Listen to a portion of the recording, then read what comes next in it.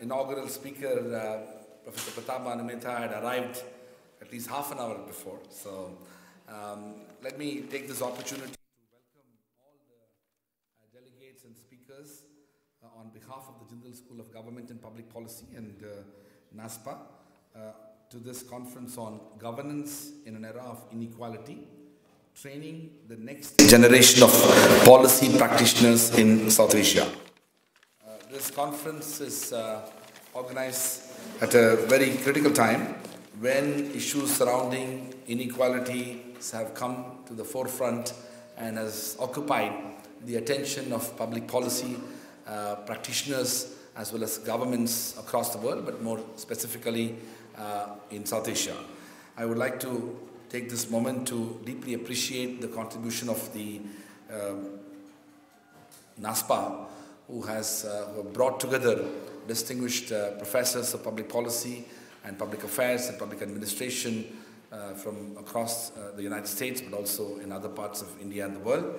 I am grateful to the NASPA as an organization for thinking about India and OP Jindal Global University for hosting this conference.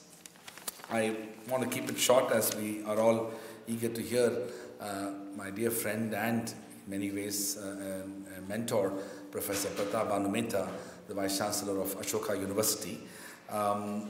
Issues surrounding governance is at the heart of the challenges that we are facing in South Asia. One of the remarkable things about India in particular, but also South Asia, is this extraordinary demographic situation that has emerged. I was telling my friends yesterday from the US that India has 850 million people who are less than 35 years of age. We are a young nation. And the Indian life expectancy has increased to approximately 70 years. At the dawn of Indian independence, it was half of that. And so this extraordinary demographic dividend compared with what is happening in most parts of the developed world, but also in many parts of the developing world, when India becomes older and good part of South Asia becomes older, most parts of the developed world will be younger. They will be older and India will be younger, which means that we have an enormous responsibility to address the challenges of governance, particularly because of the fact that there is an aspirational India and South Asia. Young South Asians are seeking to have education and better opportunities in education, and through that opportunity to advance the cause of human development. And it is in this context that we are discussing the issues surrounding inequality. So then the question that remains to be asked is that what ought to be the framework for training and capacity building for the next generation of policy practitioners in South Asia? And to what extent, I will ask the other question, that public policy schools have a role to play in advancing this training. Since we know that public policy is about speaking truth to power, to what extent that speaking of truth to power, our invitation to be present here. Thank you so much, Pratap. I invite you to deliver the inaugural address.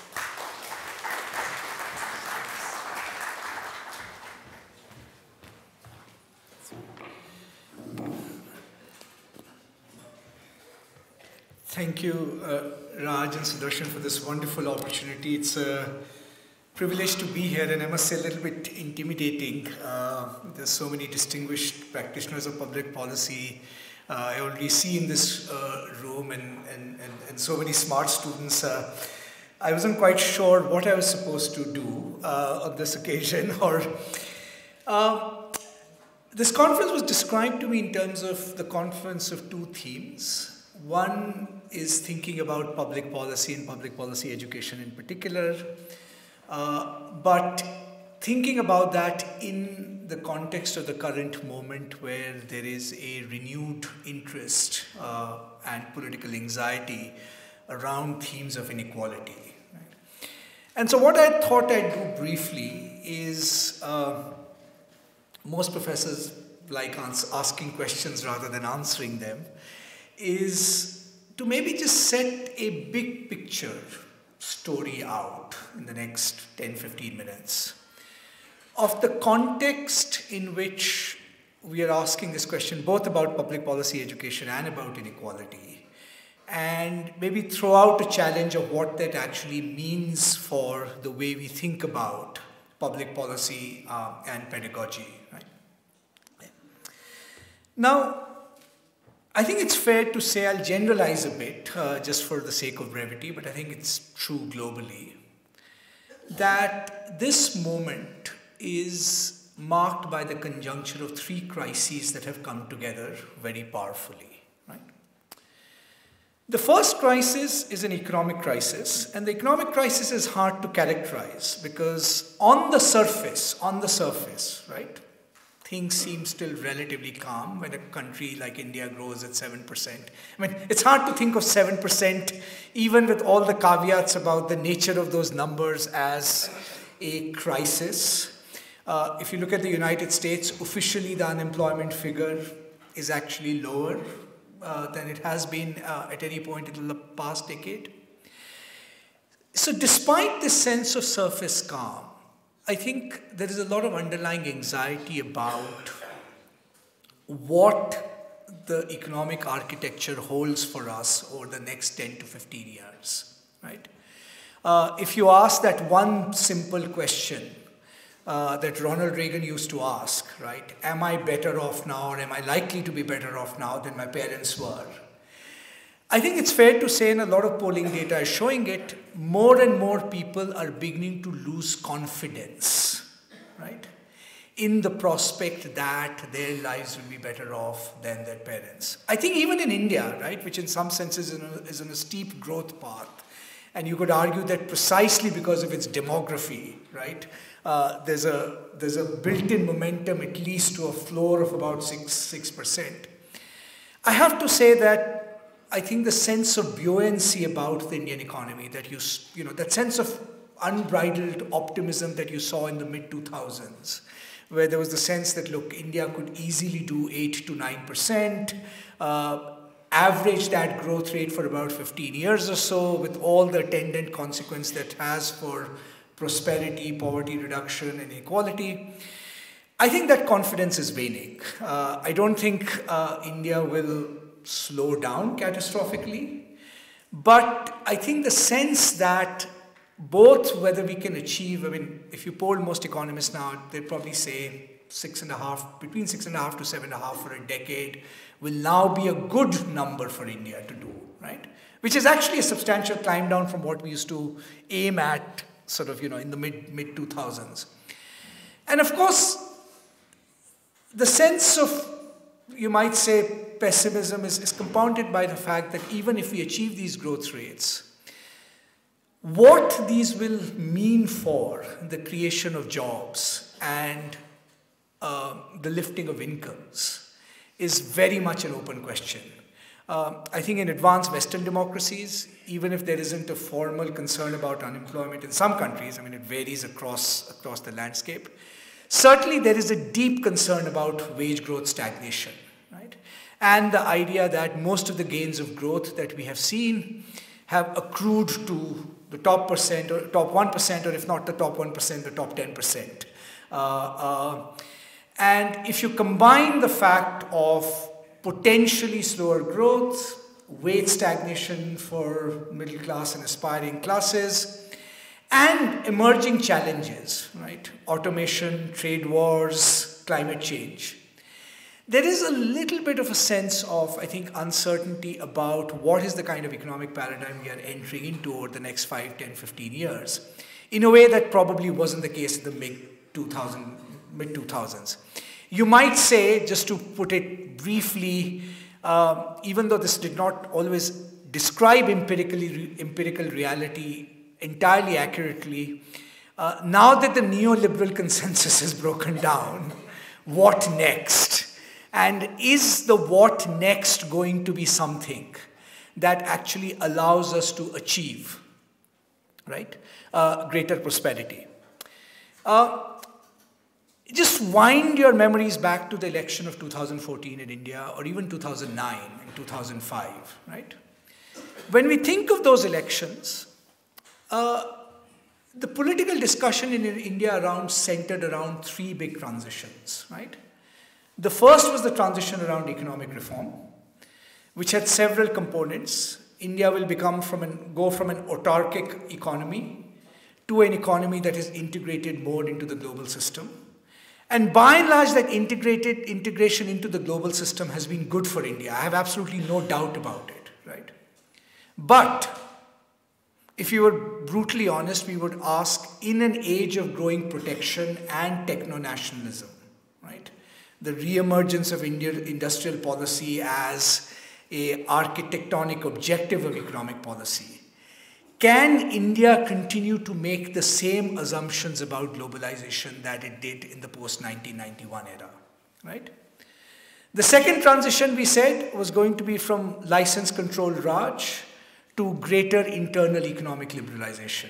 And again, we achieved a lot of that front and very substantially, I think, reaped the gains of it, right? But if you look at the debate over regulation now and what it means to create a regulatory architecture for a state in the 21st century, there is no simplistic answer to the question that proper regulation simply means getting the state out of business or getting the state out. In fact, if you think of challenges like the environment and climate change, right, arguably the state will have to come up with an even more sophisticated regulatory framework than it actually ever did, right?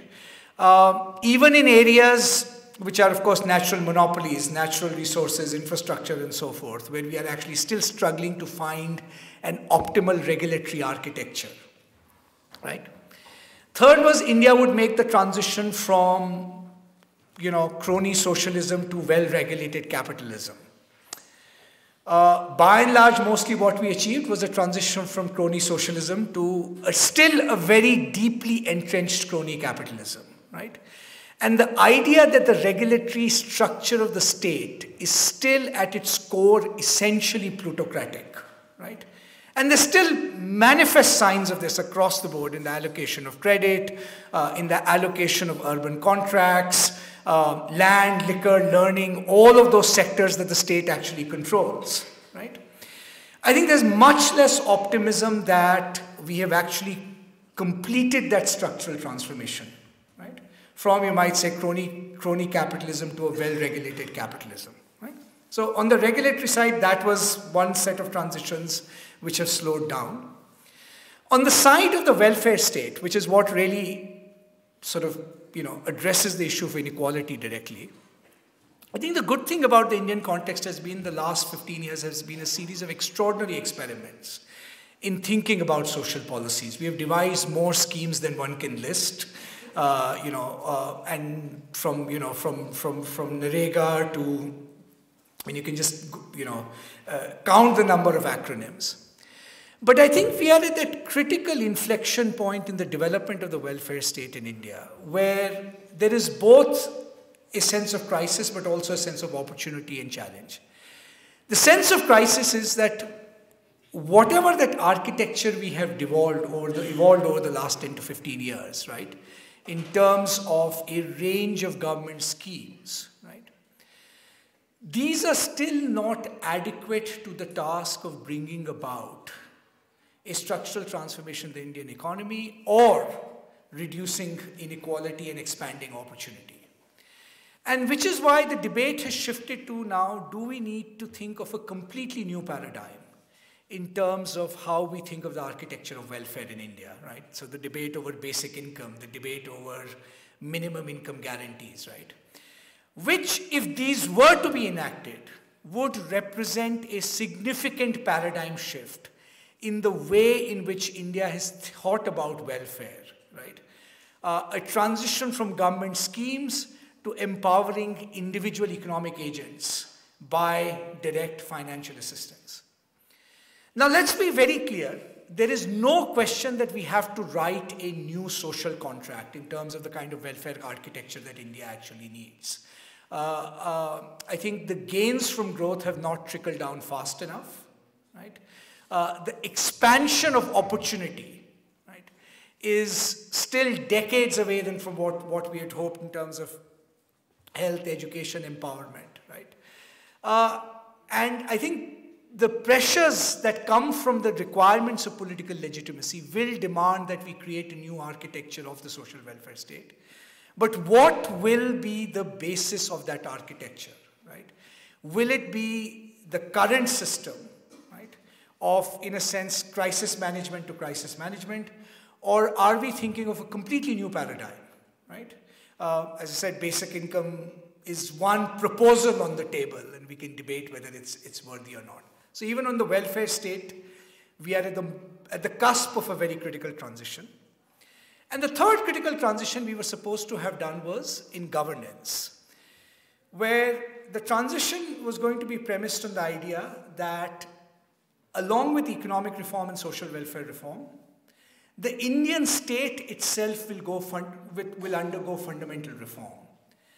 And the elements of that fundamental reform will go from being a low capacity state to a high capacity state. So the state will invest in state capacities, right? Whether it's sovereign functions like the judiciary, to law and order, police, better bureaucracy, vertical accountability to horizontal accountability, right? So instead of being accountable to your political masters, you're actually accountable to the citizens.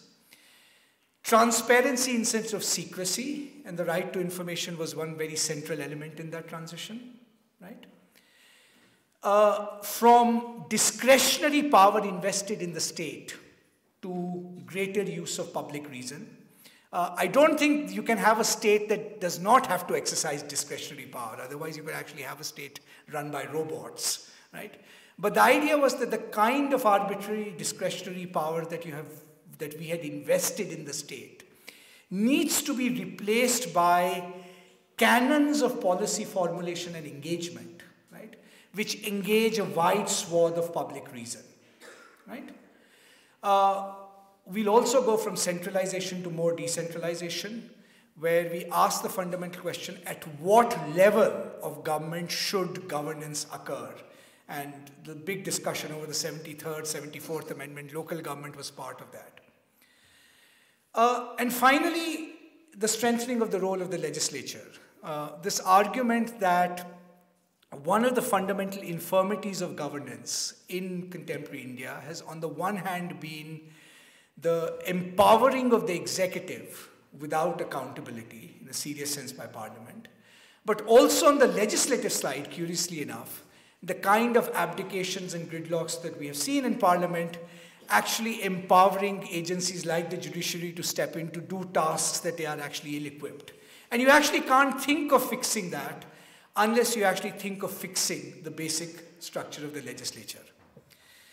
Now, the bad news for India is that if you take this governance dimension of our transition, I think it's fair to say that we have regressed on all of these transitions in the last 5 years.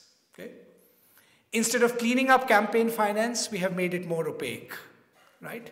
Instead of strengthening parliamentary accountability, we have actually weakened it. Instead of a more decentralized system, our state has actually become more centralized, right? And I think the fundamental question is going to be that if a state does not make these governance transitions, will this have the capacity, will this be the state that will have the capacity to negotiate with diverse constituencies in that society in a manner that can actually produce legitimate governance, right? And if you can't produce that legitimate governance, will you see the kind of political polarization that we are actually that we've been seeing in India? And I think this is a story that's being repeated in a lot of other democracies. So this is kind of one big package around economic and political context. I'll quickly say a word about public policy schools in this context. So what's the relevance of all of this for public policy education as I see it? I think there are three big challenges, I think, for public policy education, particularly in a context of a country like India, but I think it applies to a lot of other countries as well. I think the first is, you might say, internal, which is, what is the form in which public policy knowledge is organized within our public policy schools, within our mainstream disciplines?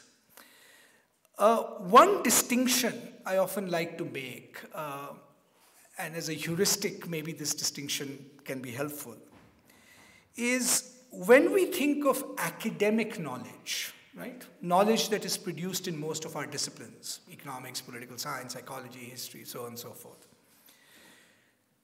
The academic tendency, and rightly so, I mean, I'll defend this to the best of my abilities, but it's a particular kind of question we ask when we do research in these disciplines, which is, other things being equal, what is the best solution to a problem, right? That's basically how we kind of consider most economic models, right? Other things being equal, right? A public policy sensibility is a slightly different sensibility, because there the operative word is not other things being equal. The operative word is all things considered, right? And the challenge with all things considered is that the range of things that are relevant to actually making for good judgment in public policy is extraordinarily wide, right? It will include judgments of state capacity, it will include judgments of politics, it will include judgments about political economy, it will include judgments about sociology, right? And thinking about all things considered also requires a very different kind of attunement to the world. Most of all, what it requires is an incredible diagnostic capability, right? And I think one of the challenges, or one of the reasons there is a lot of skepticism about public policy schools is, I think over the last 10 to 15 years, there's been this sense that we as academics have become prisoners of our own selection biases. I don't mean ideological biases necessarily, although that also sometimes plays into the picture. But because there is a premium on producing a certain kind of academic knowledge, right? Enshrined in structures of evaluation, what counts as prestigious journals, what are the canons of evidence that are necessary to making an argument that would, let's say, get in a referee journal, that one of the unintended consequences of that, right, is that our capacity to do what you might call broadly interdisciplinary diagnostics, right, that engage with the real world, I think a lot of people are very skeptical of our ability to do that, right? And I think it showed up most profoundly in the fact that a lot of public policy debates in India seem to be like generals fighting the previous war rather than being able to diagnose the next one. So when the financial crisis hit, I think that was a criticism of a lot of mainstream academic thinking, but I don't think that criticism has actually sort of gone away, right? I think the second worry about public policy schools is that we, by and large, became very good at trying to devise schemes and policies that wished away politics out of existence, right? By and large, we acted as technocrats in the sense that our impulse was to try and find a standpoint, right, which could stand above conflict, above real political conflict, above real political contestation, right, and come up with optimal policies that somehow seem to produce, win-win solutions for all, right? Now, first of all, it turned out to be a complete illusion to think that policy can stand apart from the rough and tumble of politics, right? And I don't think in a democracy it should. I don't think public policy analysts have any special privilege, actually, in a democracy. I think our job is to deepen democratic debate. It can't be a substitute for democratic debate, right? But one of the intellectual reasons I think we ended up in that position of wishing away politics was that we also, I think, the intellectual styles that were in fashion in, I think, dominant disciplines like economics and so on and so forth, by and large, there was a greater premium on less on systems thinking and more of thinking in terms of particular schemes and intervention. I think the RCT revolution, I think, is a particularly good example of that, which did wonderful things, right? But if you take that intellectual approach at the moment in which there is, you might say, a sense of systemic crisis, The agriculture crisis is very much related to what happens in global trade. I think the sense of skepticism about what public policy schools can do, whether we are simply tinkering around the edges of a system that was fundamentally unfair, I think that sense is actually quite overwhelming and overpowering. I mean, it's astonishing to me that most economics departments now will not even teach a course on capitalism, right? Which used to be the starting point of thinking about how actually systems operate. What is the architectonic of an economic system, as opposed to how do you actually make piecemeal interventions, right? In a system whose logic is fundamentally, right, or people whose logic is fundamentally unjust and flawed, right? So I think this economic and political crisis that I mentioned, I think also coincided with a certain kind of intellectual crisis, or not intellectual crisis in terms of, that we weren't producing interesting knowledge, that we weren't producing powerful forms of knowledge, but I think greater public suspicion, right, about who was that knowledge actually serving, right? Was that knowledge actually being deployed in the service of thinking about systemic social transformation, or was that knowledge being largely deployed just in terms of tinkering around the edges, right, as kind of band-aids and palliatives to a system whose fundamental legitimacy was actually coming into question, right? Okay? And I think the exciting thing for the young people in this room, I think, is that we are at a moment where I think this debate has been kind of sort of pushed wide open. As they say, the joke goes, never waste a crisis. So if you have an intellectual crisis, political crisis, and an economic crisis all looming simultaneously, right? This is a moment of extraordinary, which at least holds out the possibility, right, of actually a great deal of intellectual creativity of the kind that we have not seen in the recent past, right? And I think as we think of public policy schools in this context, we'll have to sort of make sure that, first of all, public policy thinking is related back to thinking about systemic and structural issues in society, right? Not just piecemeal experimental interventions, right? Which are fine in their place, right? But they're actually not going to sort of, as it were, resolve the deeper legitimacy crisis, right? Second, intellectual styles that take democratic legitimacy seriously, right? So ultimately, you cannot in a democracy enact policies unless these are policies that would be accepted by people thinking free and reason, right?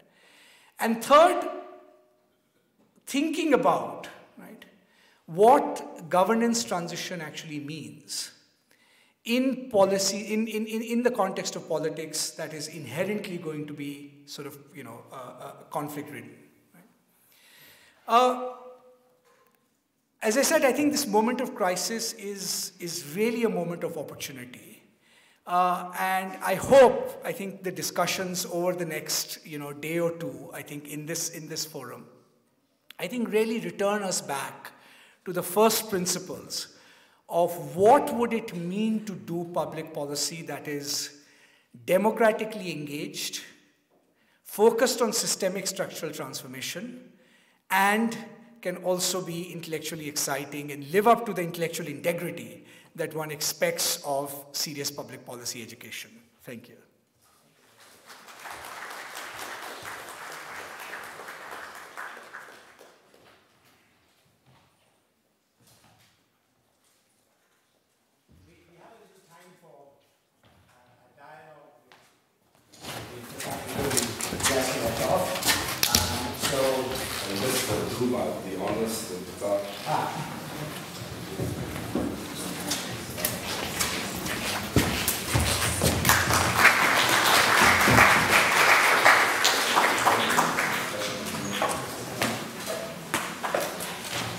So the floor is open for comments. We've had a very insightful talk, actually, very thought-provoking. Talking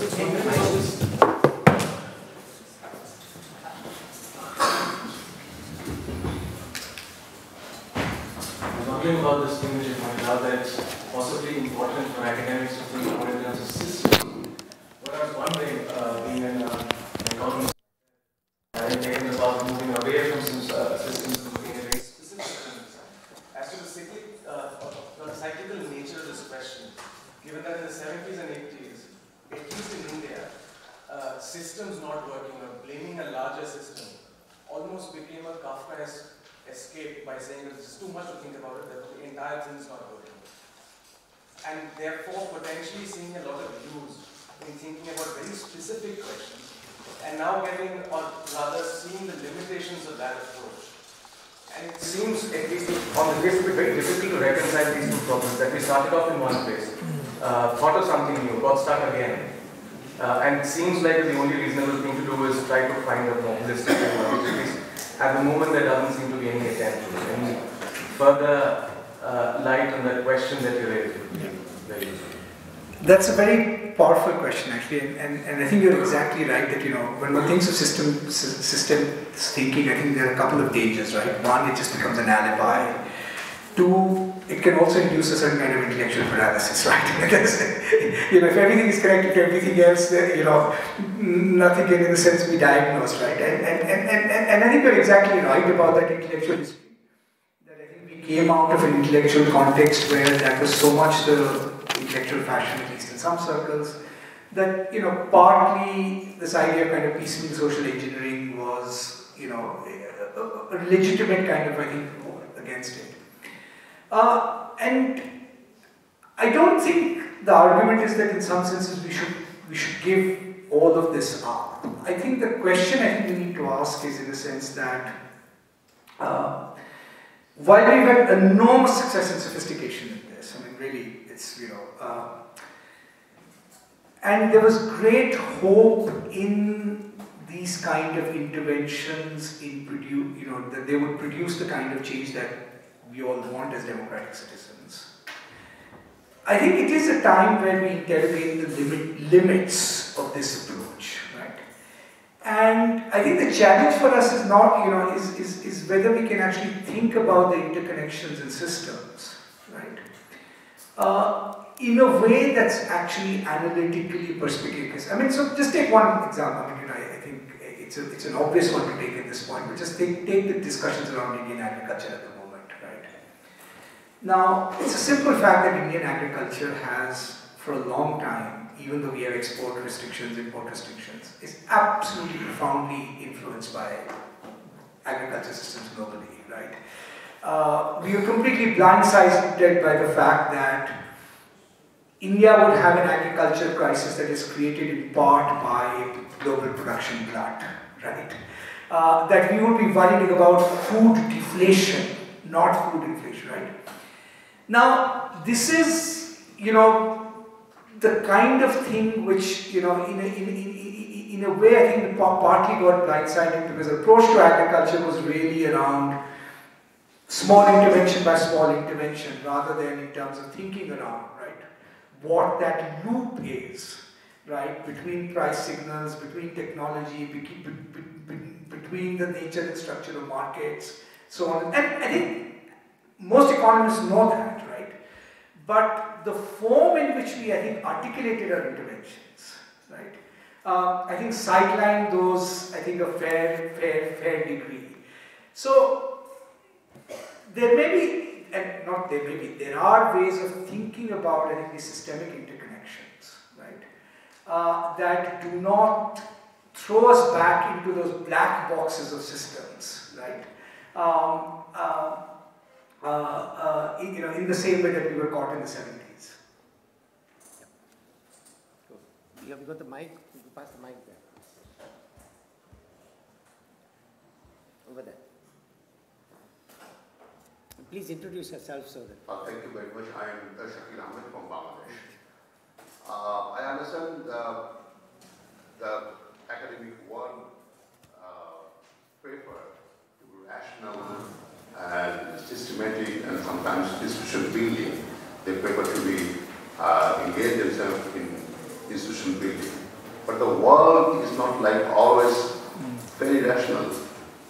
So if you go outside of this university, so even the whole world, sometimes in the public sphere, irrationality is also very important. How do we accommodate the irrationality in a rational way? So that is, I think, not only the question of India, also in the United States and many parts of the world, we are experiencing the irrational world. Thank you very much. Well, we take a few and then you can please. Over that.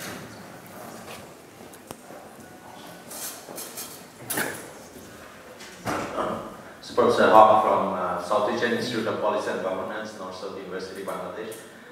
First of all, congratulations for a very impressive deliberation. My simple question is from the practicing point of view. We are seeing more in South Asia that the civil servants they are becoming gradually more submissive to their political leaders than before. And as Professor Kumar was saying, that telling the truth to the power is diminishing a little bit, probably compared with the previous generation of the civil servants.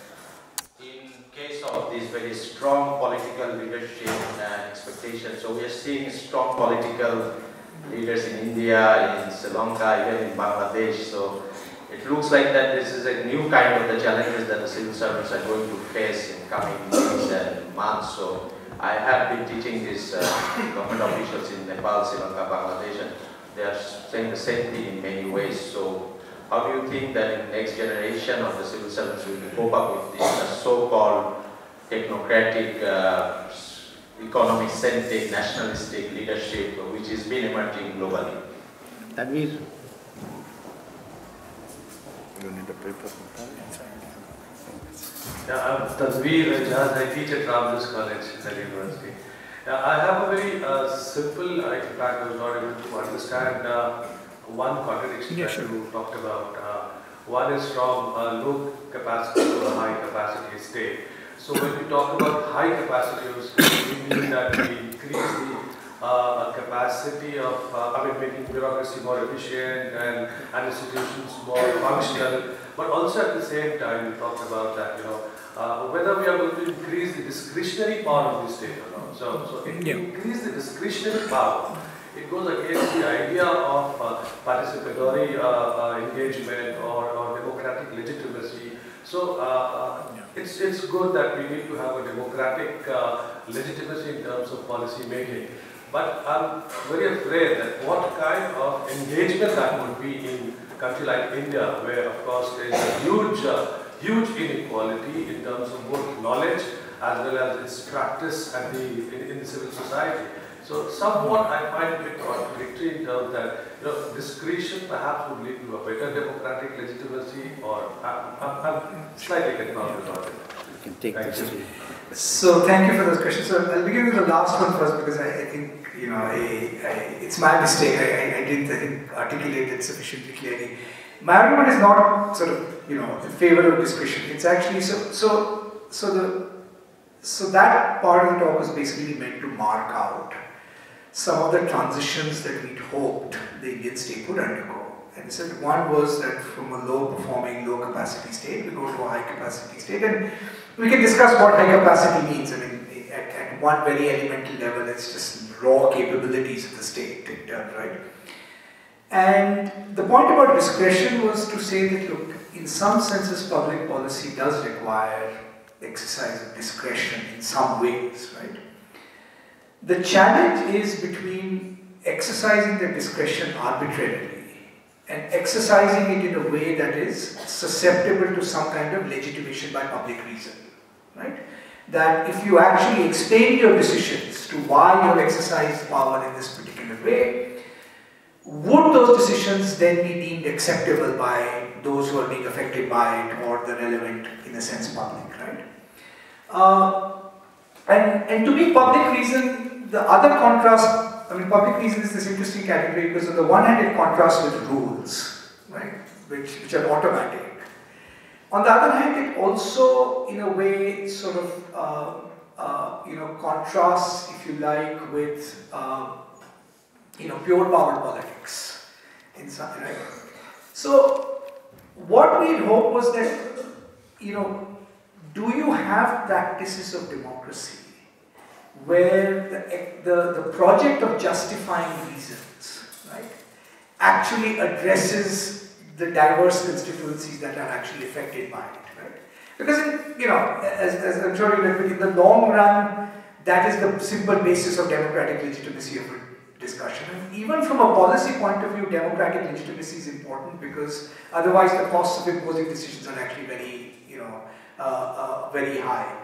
Now, what has to be true of the structures of our democracy that such a kind of public reason is possible? That, I think, is a very powerful question, both in terms of institutional design, centralization, decentralization, but the other, I think, big shock to all of us has been that the institutions of opinion and will formation have, in a sense, been so corroded, right, by the operations of money and power. I mean, I do think India needs a discussion on media ownership, certainly, if not media regulation, right?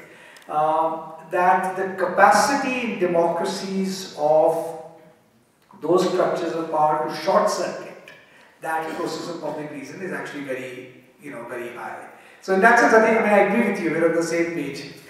I think your questions are about the relationship between civil servants and politicians. I think is a very important one. And certainly in India, I think there's a paradoxical situation because one of the odd consequences of the anti-corruption movement and the fact that there were all these potential watchdogs like the Supreme Court and so forth was that politicians actually became more afraid of be seen to be taking decisions of their own accord, right? Because if you sign, you'll have to justify a decision. And one of the results that produced was actually producing more pressure on civil servants, right, to actually act on the politician's behalf. So the old relationship technically is supposed to be the civil servant gives you professional advice, writes a noting on the file, this is what I think the best thing to do is. It is perfectly fine for a minister to overrule a civil servant. I mean, this is a democracy after all, right? And it should be the case that the minister goes and explains themselves to Parliament or whatever the particular institution of accountability is. Now, we are in this paradoxical position where we are actually on the one hand asking civil servants to explain themselves to Parliament, right? On the other hand, ministers don't want to be seen to be overruling because the minute you overrule, everybody implicitly begins to distrust you, right? So you've ended up with the worst of all equilibriums, where that separation that the bureaucrat should have the autonomy to give professional advice and the political master should take the political call and be able to justify it, right? So I would actually go one step further than you, that it's not just a question of, where there are strong leaders, pressurizing civil servants. I think in India we also have this very dangerous phenomenon, which is of the greater overt politicization of the bureaucracy. Once you want to convert the bureaucracy into publicity agents of the government, right, with every bureaucrat with a Twitter account, a social media account, right, which is not just about propagation of government schemes, right, not just about disseminating information. It really is about, yes, this government is the greatest ever, etc., etc. I think the blurring of those lines, right, out of this pressure of publicity is actually I'm going to produce a very new and different kind of strain, where in a sense I think even at the center in India, we moved much more to a model of committed bureaucracy than we used to, right? Your point about irrationality, very well taken, although I think to be fair, I don't think it's, in fact some of the most exciting work, even in economics, is one that both broadens the scope of rationality and actually thinks of, psychology, behavioral psychology in the production of economic, I think outcomes. So, in that sense, I don't think our assumptions are that simplistic that that we operate within a rational world and the real world is irrational. I think the challenge is when you are confronted with that kind of irrationality, what are the protocols of judgment in terms of how do you actually politically manage them, right? Some, for example, say, just to take an example, that direct confrontation actually is counterproductive in the context of fear, right? Because it provokes a backlash. Others say if you don't appear strong enough in the face of that irrationality, right, it actually sends the wrong signal. So you're dealing with the crooked timber of humanity, so to speak, in a very complicated context. And that's what I meant by diagnostic, right? That it's not that we don't know the complicated motivations that drive actors in the system, right? It's more that once we have that knowledge, what is the appropriate form of political interaction with them? I think that's a much harder problem. Right. Okay, yeah. I'll come to you, sir. Over there. It's your turn. Yeah. This is the last one. These two questions. Anybody else? Okay, three. Good morning, sir. So it was great listening to you. Sir, as we know that education is one of the best way to mitigate inequalities. So my question is, at present, like we see that due to private and public institutions, education is often what is creating this inequality, because the rich ones, the well-off, they can access education wherever they want. I mean, they have the access and the opportunity to it, unlike the ones who are not well-off. Yeah, can you pass the mic here, please? Front row. Last question. Quick. Always a great enlightenment to listen to you. My point is in regard to that aspect of your lecture when you said the public policy teaching in itself has a kind of a crisis, because the diagnostic dimensions of it is not coming up to that expectation. I'll just quickly share with you very briefly a conversation between a civil servant, young civil servant, and myself, when I told him that, when you write on the files and you don't analyze things properly, it's a great dilemma when you're working at a senior level with the minister, because the minister is expecting you to write something, you have something which you want to write, etc. His answer was, sir, they are elected people. So long as I'm not going to get into trouble and I'm not going to face a fire, whatever he expects, I will write in the file. So I told him, fine, that's a wonderful approach. But you know what? In India, the PACs, the Public Accounts Committees, the Parliamentary Accountability Systems and other oversight systems are not too strong. 5-7 years later, that matter will come up with the CAG's observation saying, huge wasteful expenditure in the policy of Parliament arose. That is why you were so encouraged to write those things, because by 10 years, everything will die out. But if suppose the British Parliament would have been there, what would you have done? Oh, if the British Parliament and that effective system would be there, I would throw that particular idea of the ministry into pieces and wouldn't write like that. What I'm asking you is quickly that if this is the overall scene of how minds of politics and minds of bureaucracy were, a public policy knowledge, even if it diagnoses, does it really help to change that when the larger constraints of completely different law? Thank you.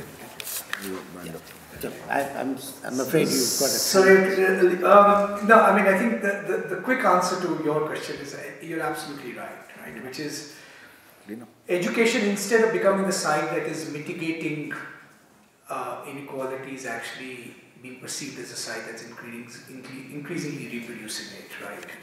And for a variety of reasons, we're all in private institutions, but I think we'd be the first to say it, that I think the nature and character of privatization in India, right? There's no way you can actually escape the unequalizing effects of that. And what we've also done is all other kinds of things. So one of the things, for example, that we know now from the literature is that your testing protocols, right? Across the world, incredible evidence, right? On how, instead of again being an avenue for social mobility, they actually simply reward a certain kind of investment and ability to invest, right? In testing. So I think that's exactly right, and Yamini is going to be speaking later, in terms of it. But I think that's going to be the biggest challenge. How do we move education back to being, right, a side that mitigates the effects of social inequality rather than reproduces it? There's lots to kind of talk about that. And I think your observation I completely agree with it, which is the big elephant in the room that we are not talking about is parliamentary accountability. Almost all the distortions in our regulatory system actually come from the fact that Parliament has not been functioning the way it's supposed to. Because Parliament is supposed to be the place for that public reason, right? Where you basically say, you explain in public in good faith, right, what the nature and character of that decision. And this is something that does function relatively well still in the House of Commons in the British parliamentary system, for all their other fiascos right now, right? So I don't think we should have any illusions, and that's what I meant by the tinkering story, which is a lot of our public administration energies went into actually thinking about forms of accountability. We just left this, architectonic institution of accountability completely untouched. Thank you. Okay. Thank you. I won't go up to the podium. This is a word of thanks to Pratap for, at very short notice, starting off our conference on the very substantive and insightful observations that he's made. My colleague Shiv Vishwanathan makes a distinction between policy intellectuals and public intellectuals in terms of those who work with the government, help them with their policies and so on, being policy intellectuals, and those who sort of, as the Vice Chancellor said, speak truth to power, who are public intellectuals. Now, that distinction, you see, Pratap embodies both, in the sense that he's been a member of the Knowledge Commission. He believes in helping public systems and the government to do the right thing, as well as being a public intellectual in the Vishwanathan sense. So it is not simply that he speaks truth to power, but he speaks truth about power, because those in power know pretty much the truth. It is elucidating and describing the nature of power and its implications, that we all rejoice in when he writes his column in the newspaper every week. Every column is one that makes one think and can be used for discussions in public policy schools as part of our pedagogy. So thank you very much for being with us and starting us off. I also want to take this opportunity to thank the Vice Chancellor for making time, yesterday's welcome dinner for the delegates who managed to arrive yesterday, and for being here this morning in spite of multiple conferences going on in this university. So thank you very much, Raj. And I want to thank the network of the Association of Schools of Public Policy, Affairs and Administration, and its office bearers who are here, Laurel McFarland and Uday and David, for starting us off. And I want to particularly thank Anil Dulalekar for introducing our school to NASPA and beginning this process, which I think would be the first step in a very, very creative, imaginative partnership that I can envisage.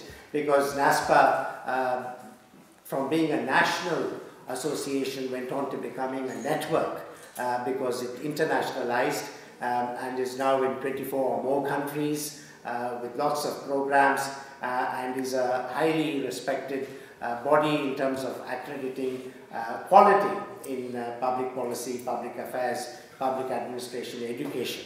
And so we are very grateful to begin this year, this 2019, with this fantastic partnership in the organization of this conference.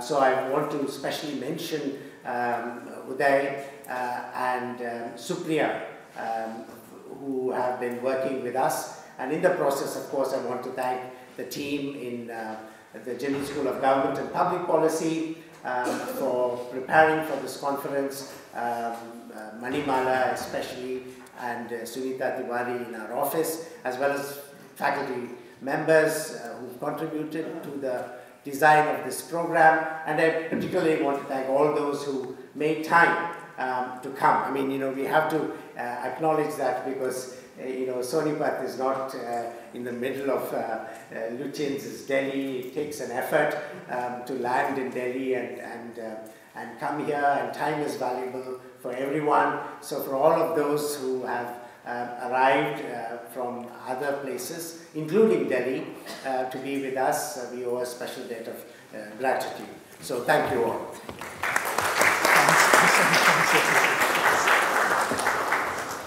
So there's going to be a tea break.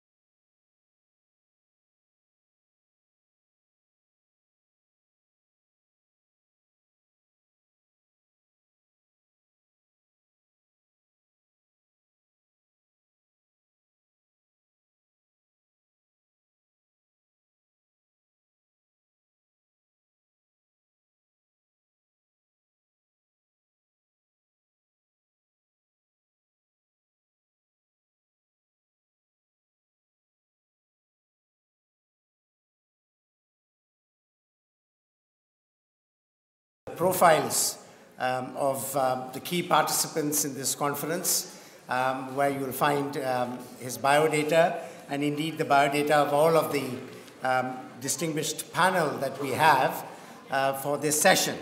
So I won't introduce them individually at length because their introductions are printed and circulated to you. But I just want to take this opportunity to thank Pradeep for agreeing to moderate this session. So as Pratap remarked, there are two strands to this conference. One that is more contextual in terms of governance challenges in an era of inequality, but there's also a more hands-on focus on how do we teach public policy, public administration. Is there a distinction between the two? Is there a distinction between political theory, political philosophy? All of these questions come up. The multidisciplinary nature of the subject forces that. So I've requested Pradeep to moderate this session, in that to draw out from our panelists insights that they can provide us on these challenges. Is there a difference really between public policy, public administration, and situate it in the context of South Asia? So we have Lalita Fernando from Sri Lanka, Yamini Iyer from the Center for Policy Research in Delhi, Dr. Janaki Srinivasan from the International Institute of Information and Technology in Bangalore, Sujeev Shakia from Nepal, and Dr. Tawfiq Haq, who's the director of the North-South University in Dhaka. So over to you, Pradeep. Thank you very much. I'm very grateful to Sudarshan and the Global University for having invited me here to moderate this particular session. Let me start with a disclaimer. I'm not an academic.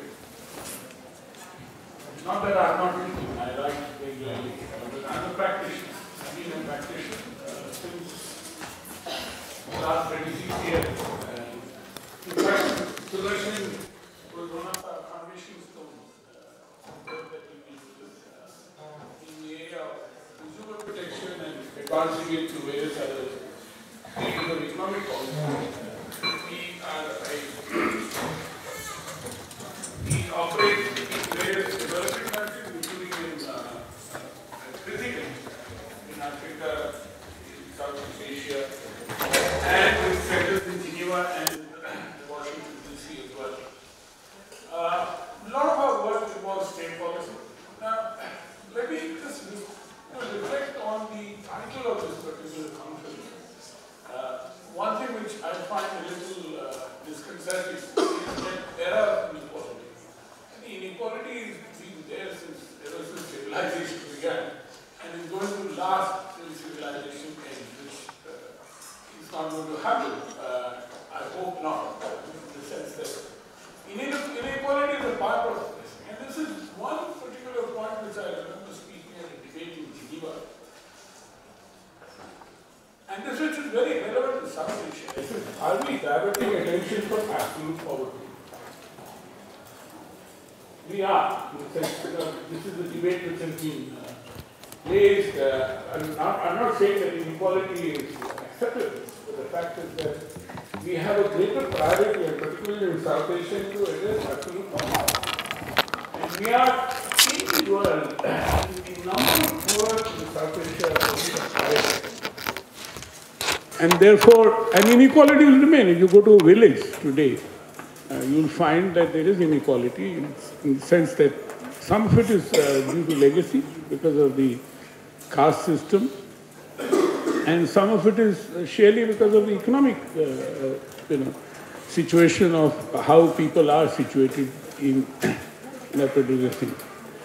Now, therefore, one of the greatest public policy advocates, or I would say an advocate for many things, I'm reminded of Gandhi's very famous statement, quote, is, in terms of public policy, which I think is important. is when he said, words to the effect, that whenever you have to, in a doubt, you have to take a decision, think of the poorest person's face that you can come across, and see that the decision that you're going to take is going to be of any benefit to him or her. Her, I'm adding, he didn't say this. Now, that, in fact, in a way summarizes the point, which is what I was making, the distinction between poverty and inequality, and as to how do we go ahead. Now, what we have here in this excellent panel, there are two basic points which, other than what Sudarshan spoke about, the distinction between public administration and public policy. A very interesting question. But at the same time, as to what are the challenges and opportunities which are there before us. So what I would request is, now, what I've agreed with my panelists is that we'll make this session as interactive as possible in a kind of a town hall approach. So, everybody is welcome to, raise a point to any particular speaker during the course. I mean, it is not as if you have to wait for all the speakers to finish. And I'll be happy to take these points, sharp questions preferably, so that you can raise these particular issues with not only this speaker, but including the other speakers as well. With that, may I request Lalita to please kick off. Thank you very much. And also, thank you very much for giving such kind of opportunity. I thankful to the Vice Chancellor of this university and the Deans of this School of Governance and Public Policy and all the distinguished peoples and the persons. Let me talk about, especially our professors ask about Mr. Pradeep. Yes, ask about the public administration and the public policy design in our degree programs. Normally, there are some meanings about the broader meaning and the narrow meaning, especially public policy include everything, maybe the policy process, talking about the policy planning, policy implementations, and also policy evaluations likewise. Therefore, the public administration is a narrower term, maybe just to implement what the public policy is designed by the politicians. As also there is a debate about the traditional model of public administration, and that is the politicians at the parliament, they make the public policies and just to pass those policies to administer into the administrators. However, that is not enough nowadays. We need policy makers to design the public policies with the help of the politicians. And also those policies have to be implemented with the skillful people. Those are the public administrators. However, we are talking about the public administration education. The role of the public administration education has severe, the responsibility because today's society, even though the universities may have good programs, the student may be high level of satisfaction with those programs, goals, their curriculum and institutional techniques like that learning and building competencies required in the workplace. There are so many problems coming from the economy, especially nowadays we are facing the good governance, how to achieve the good governance. And also there are some kind of revolutions coming from the digitalization of the public services. We call it as e-governance. Now most of the public services are delivered through the ICT utilization, and also the challenges coming from the globalization forces and the liberalization.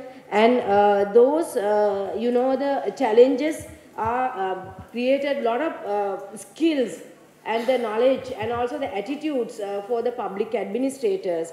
Especially government can no longer afford to support rigid rules and regulations and bureaucratic and reactive approaches. We need, especially But don't you think that e-governance has actually facilitated many of these things and made it easier for the citizen? Sometimes can facilitate to reduce the poverty, sometimes the... no, I mean overall governance. Overall governance also can be improved if there is infrastructure development. It is infrastructure. I agree. And if there is if you have the broadband speed yes, also. Yes. If there is no infrastructure, So that may be increase So again the inequality. No, fine. Yes. No, what do you think is the challenge for the public policy practitioners as the session is? Yes, that is why the practitioners think about how to reduce the inequality through these kind of, the new changes coming from the, we can't accept the digitalization of the public policy. Yeah. Traditional public service delivery is okay, but sometimes M-government also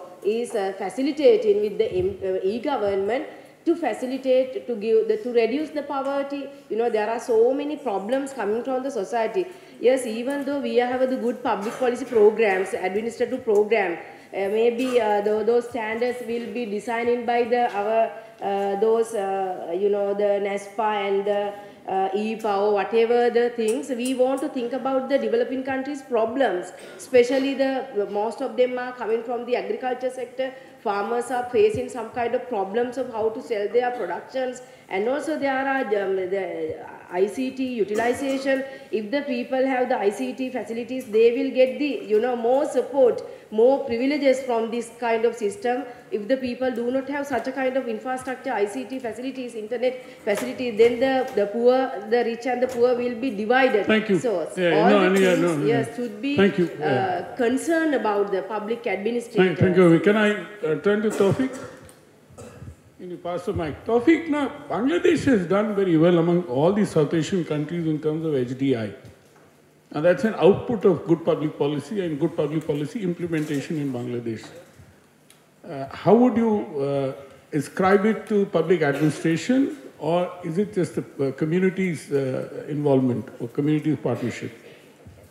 Thank you very much. Very good morning, everyone. Assalamu alaikum and namaste. All protocols observed. I like this. I just want to say a little bit about, no more giving thanks or others. Just let me introduce a little bit about the institute that I am representing. The South Asian Institute of Policy and Governance, and we are having a very prestigious regional master's program in public policy and governance, where we have students from Bangladesh, Nepal, Bhutan, and Sri Lanka. The young civil servants come and do take education for 2 years. So what we have learned from these regional students and also our faculty exchange program with the regional countries, that the question you raised is very relevant, that especially in case of Bangladesh, the whole education of public administration and the economic growth and development in Bangladesh has raised some very important and interesting questions. So Bangladesh has done wonderful, as you said, that in terms of HDI, that comparing it's the best in South Asia. Best in South, in terms of even the women empowerment, life expectancy, child mortality, all these areas.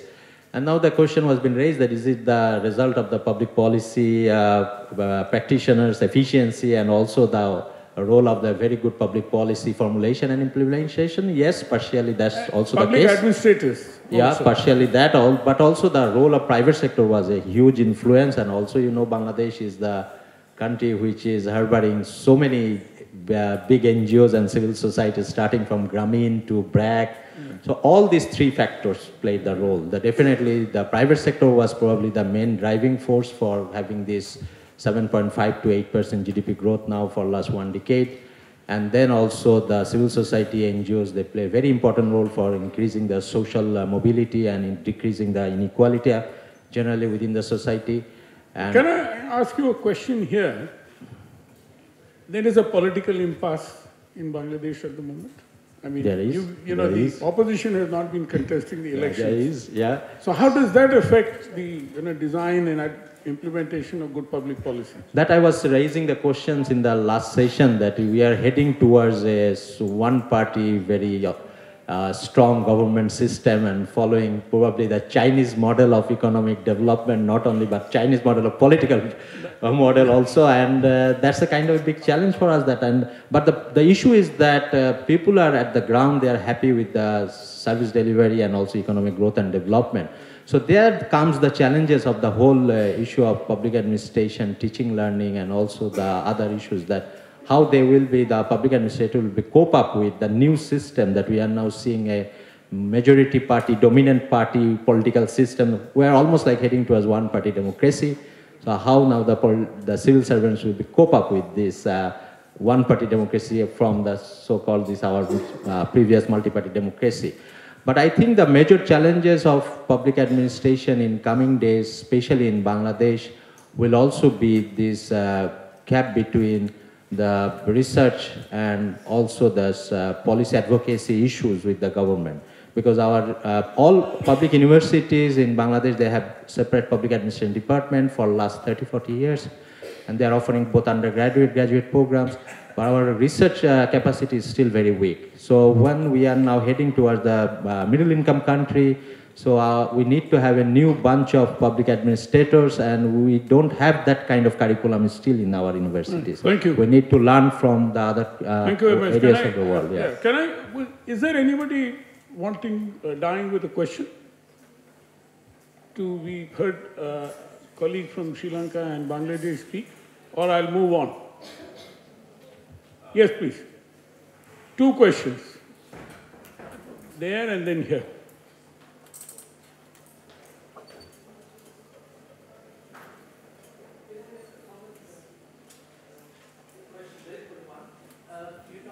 Sir, 1 minute, 1 minute. There's one there and one here.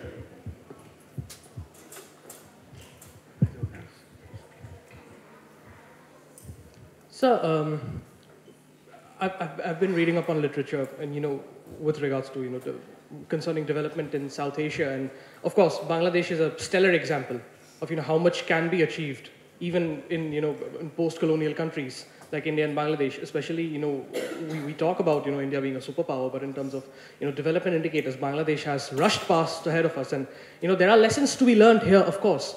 And I think I would want to revisit the question that Mehta sir first asked, because if we look at private industry, India has done equally well, if not better, which I don't have the expertise, the domain expertise to comment on that. But what provided that extra oomph? Because that's a good question. Yeah, we'll come back to that. Gentleman here.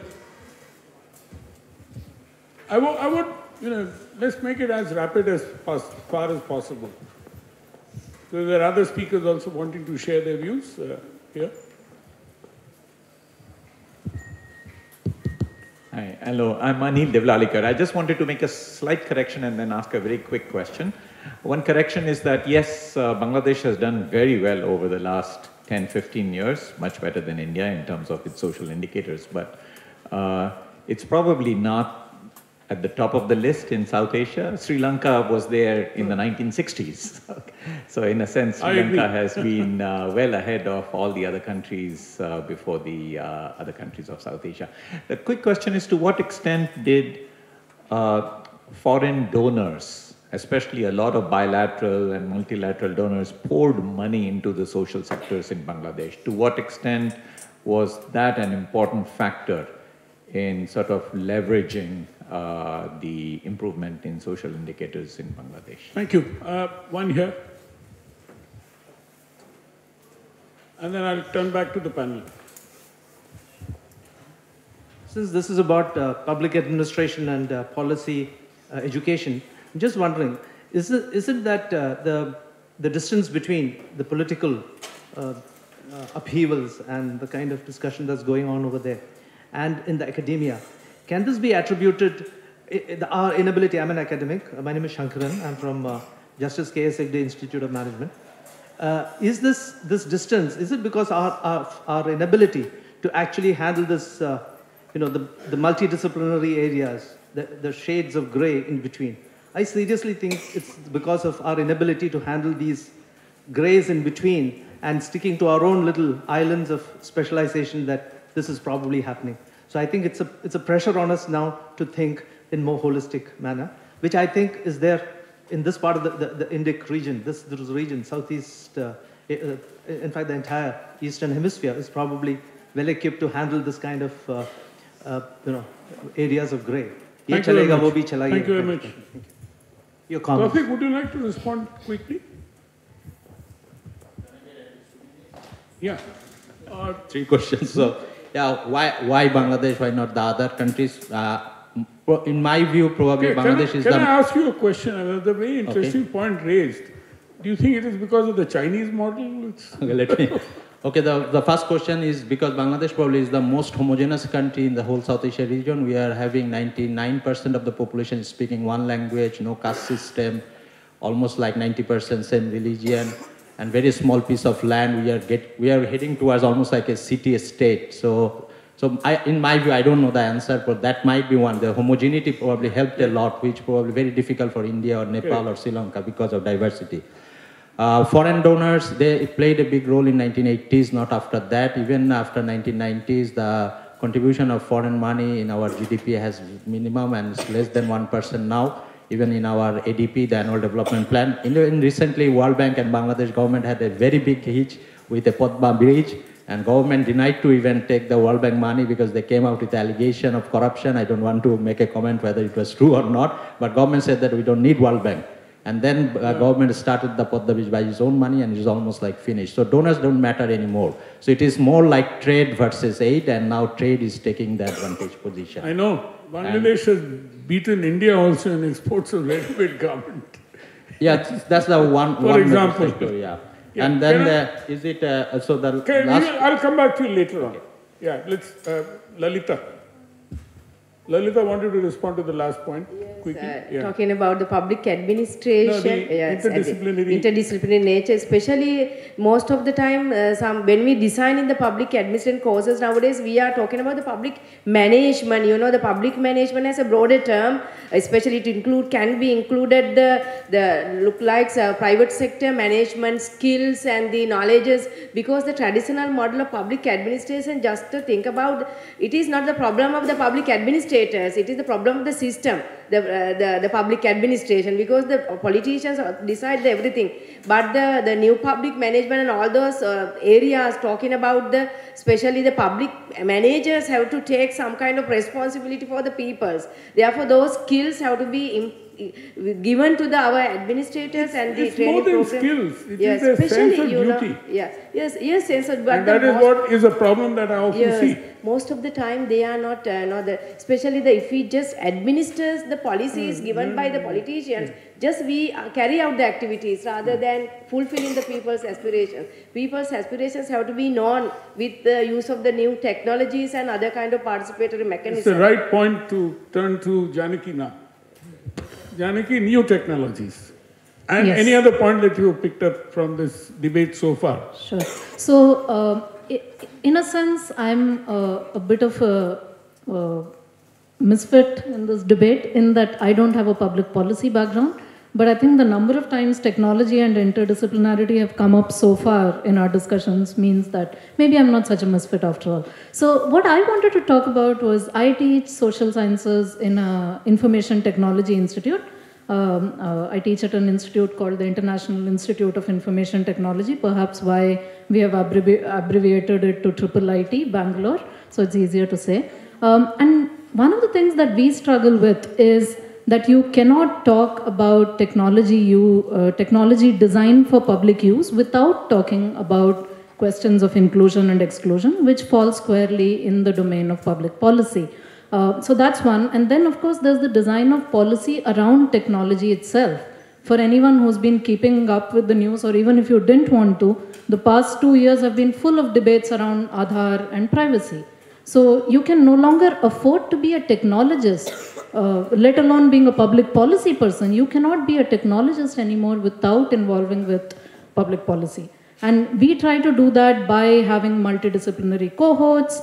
We are also trying to focus on this framework of seeing the invisible, by which I mean very often when technology is designed, whether it's for e-governance or other kinds of public use, technologists imagine a certain kind of an average user, certain kinds of actions, certain behavior goes along with certain kinds of assumptions. Take something like demonetization or even Aadhaar, right? So there's a certain understanding that digital financial platforms are better than cash. But that doesn't take into account how people do value cash. So there are many things that technology design makes invisible, and we try and get at that by encouraging multidisciplinary conversations to see these are all questions that have been dealt with in the past, but not necessarily within the narrow scope of engineering as it is defined in India. So that's one way we try to broaden that conversation. See, in terms of equality of opportunity, in terms of technology, is a very major issue. How would you, Absolutely. How would you address that? I mean, there are no easy solutions, I agree. But absolutely, there are no easy solutions. But again, I think for us, one of the first steps is, do we even understand the gamut of people who have those opportunities? And it's not just physical access, right? We talk about digital divide, but that seems like, do you have a phone or do you not have a phone? But it's also questions of, say, digital literacy. Or you overuse the phone. Well, to the extent that, sure, I mean, over I think is a very hard word to define. Different people might have different definitions, but absolutely. So it gets more complicated than physical access. So again, at what stage are people able to make meaningful use of technology as they themselves are able to define it? And I think obviously that's a very complicated question that requires everyone from sociologists to policy people. If the facility is available, as a very good measure for helping citizens to access whatever. The fact is whether everybody has an equal opportunity or equal access or not is still a question which needs to be addressed and has to be pursued by governments wherever they are. Sujit, what do you think about this question in the context of Nepal? I think before I start off, I think I came prepared for a panel and not a debate. And looking at, sort of for us coming from Nepal, when we look at Indian television channels and the debate go on, I think I'm not ready for that. So, so maybe if you may permit, Pradeep, I have four minutes of my opening remarks. Sujit, we are not looking for TRPs. Yeah, I thought so. But I think maybe sort of coming from a completely different background, if you may allow, an uninterrupted 4 minutes, that I can set the stage on what I'm thinking of, and then we can take questions, okay? And the clock is there, I won't take more than 4 minutes. So I think I come from a perspective of being a policypreneur, somebody who is a policy entrepreneur and a pracademic. I'm not an academic, but I'm sort of not a full academic, not a full practitioner. So what are some of the three things I was trying to think about is that if we are looking at the next generation, that word keeps on staring at me, then what is the context we are looking at? What is the paradoxes we are facing, and especially coming from Nepal and maybe applicable to South Asia, and what is the reimagination that is required? So when we are looking at context, I think today the Vice Chancellor made it very clear in terms of the context is that, and also the keynote speaker, is that we are coming to sort of the economic uncertainty. There's artificial intelligence is coming in, and we are all thinking we have to live for 100 years, how we are going to do that. I think I was prepared to only live for 70s. And then what happens? So the paradigm has changed dramatically. We are also become very inward looking, at the same time looking at what I want to do. The context is that today a public policy practitioner also wants to do music, also wants to drive SUVs, also want to travel. So there are different perspectives that is coming in. So we need to look at that. I think we just talked about technology. Technology has given us freedom. Okay, today we love our WhatsApp, our Facebook. At the same time, in Nepal, in India, there are now laws are being talked about where this freedom is being curtailed. That is the context. And finally, we are learning about ourselves, especially in Nepal. Over the past 15 years, we have now Nepalis writing about Nepal. We are not learning about Nepal from a World Bank report or from an ADB report, but it is from practitioners within. So that is the context.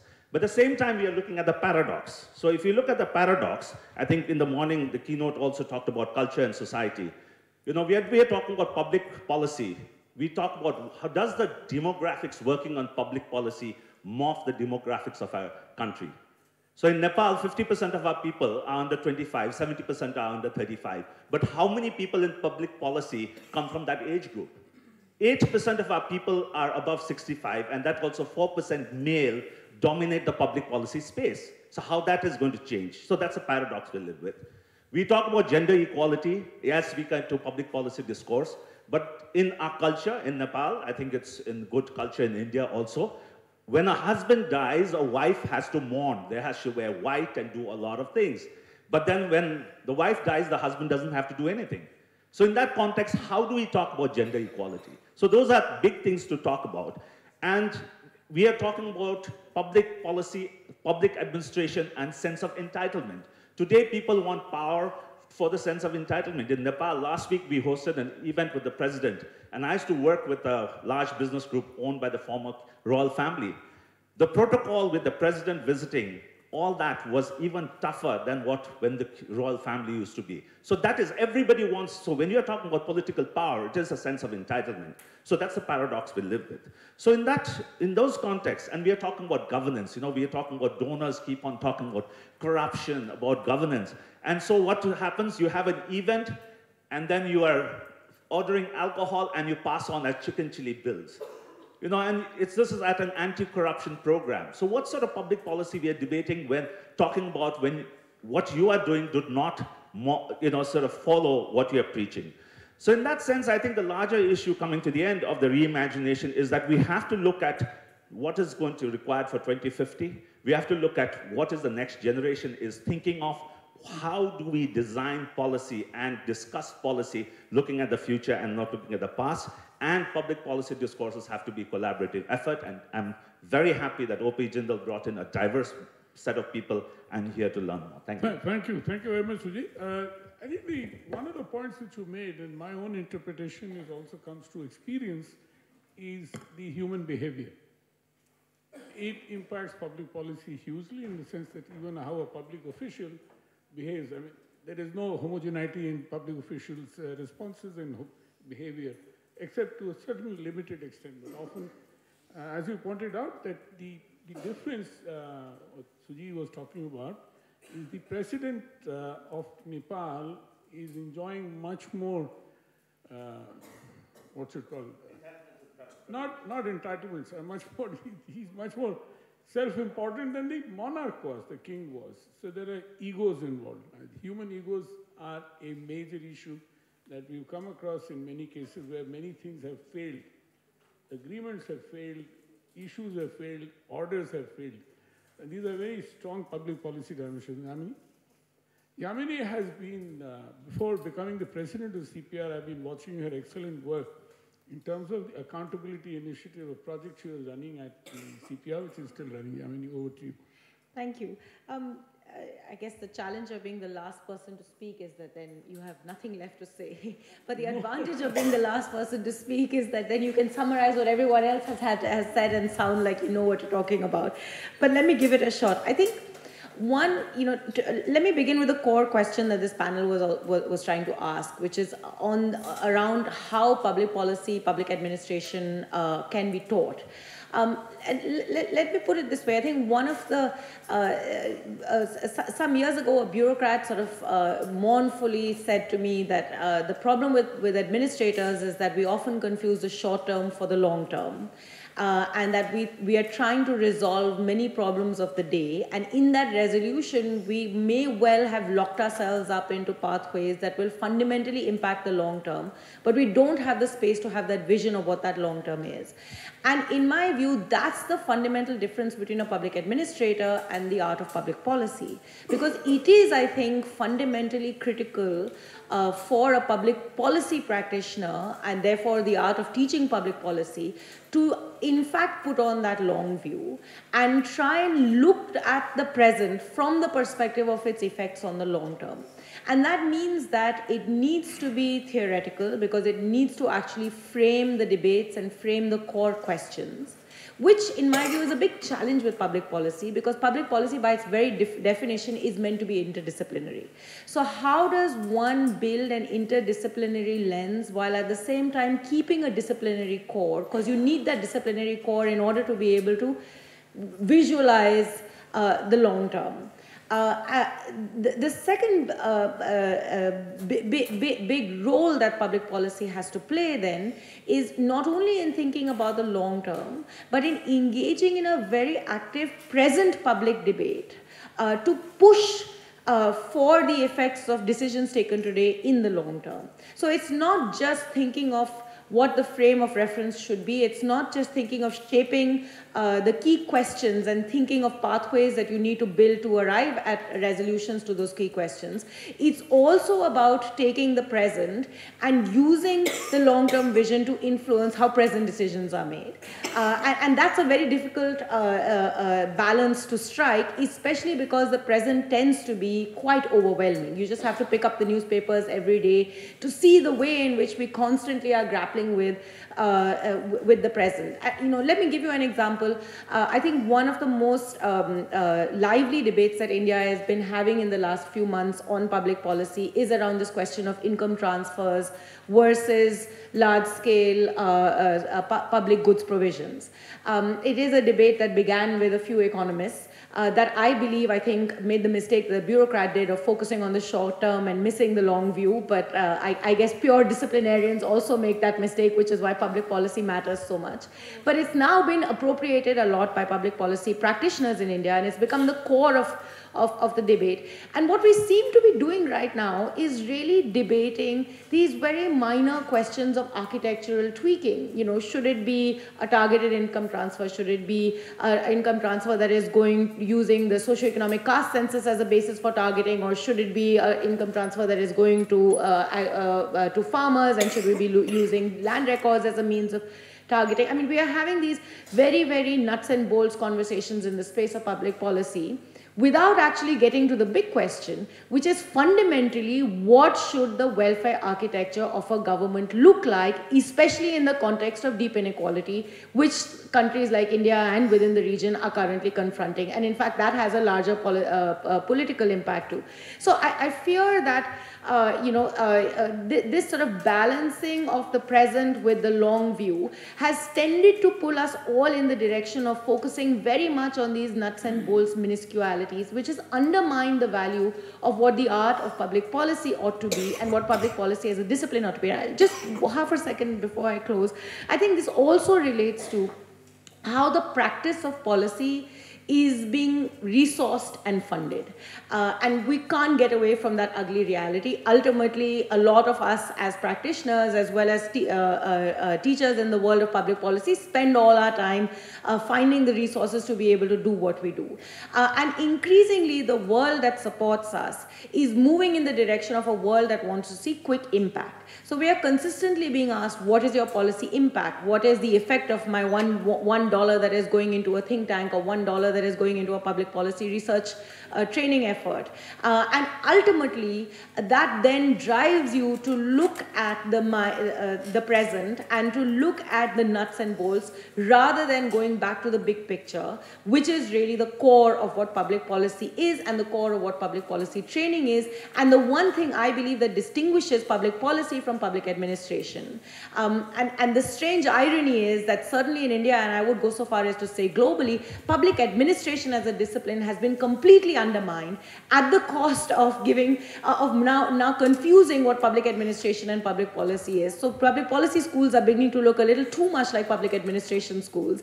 And where public administration should be taught as a core discipline, it has just disappeared. Thank you, Yamini. I think there's one important point which you made, which I'd like to rephrase, is that politicians get elected for 5 years. And they often say is that, the famous American president said, in the long run, we are all dead. Keynes, sorry. Yeah. Keynes, in the long run, we are all dead. So politicians often then, Yamini, work with a very short-term vision. What is going to get me votes tomorrow? And they look at that, in the sense that, why can't we turn health and education into a people's movement? We can't. If we could do it, then you will find that there would have been a greater investment in health and education in India. You worked on this issue for a long time, and we worked on a very large number of campaigning issues. We have succeeded in many, and we have failed in many because of the fact of, the way it is. Now, second point that I would like to infer from your talk, and generally we were talking about the interdisciplinary nature of public policy, that you've got to have elements of anthropology and sociology also. You can't ignore them at all. And that is something which, Sudarshan, is happening in terms of a discussion. It is not a cut and dried science, public policy. It is a very alive thing. It's a very comprehensive issue that we look at, as I said. When I mentioned, when Sujit was talking about the president's behavior, is human egos. Now, he suddenly got into that particular position when he was probably a sarpanch before that, or whatever he was. And he finds that the trappings are more important for him in order to be able to show that. Does he then respond to any kind of thinking on what should be a good public policy, a good public welfare, a decision making which will have an impact 5 years, 10 years, 20 years later? Very few thinking, and therefore public administration, Yamini, is very important. In the sense, we do have some good civil servants working in many places who do think in the terms of long-term future because of the basic education that they've received, and they are concerned that you can't be taking decisions only to, because they're not, they don't have to go and get votes. Unfortunately, in India, the civil service is well protected by the Constitution of India. They can't even get fired. They can get only transferred and so on. With that, can I open the floor to the points? We've got another 15 minutes or so. Yes, please.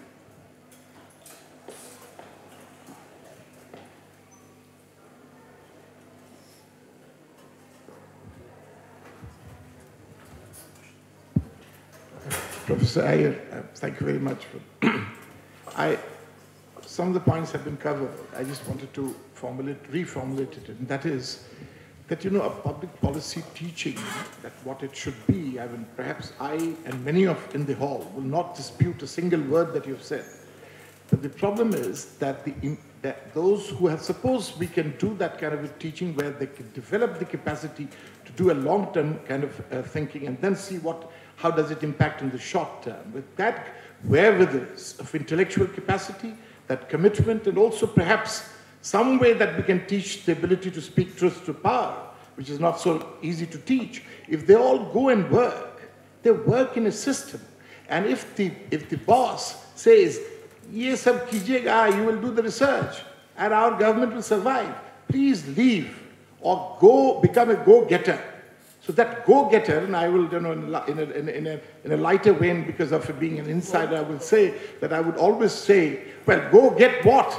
Go get a scam. Sir, do you have a question? Yes, so I'm saying, so how do you reconcile this most intractable question of teaching and what it should be, and having taught that and nothing works out of it, because that's the reason why he would be ousted from the mainstream.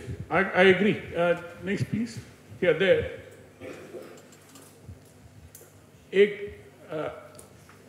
Yeah. Okay, go ahead.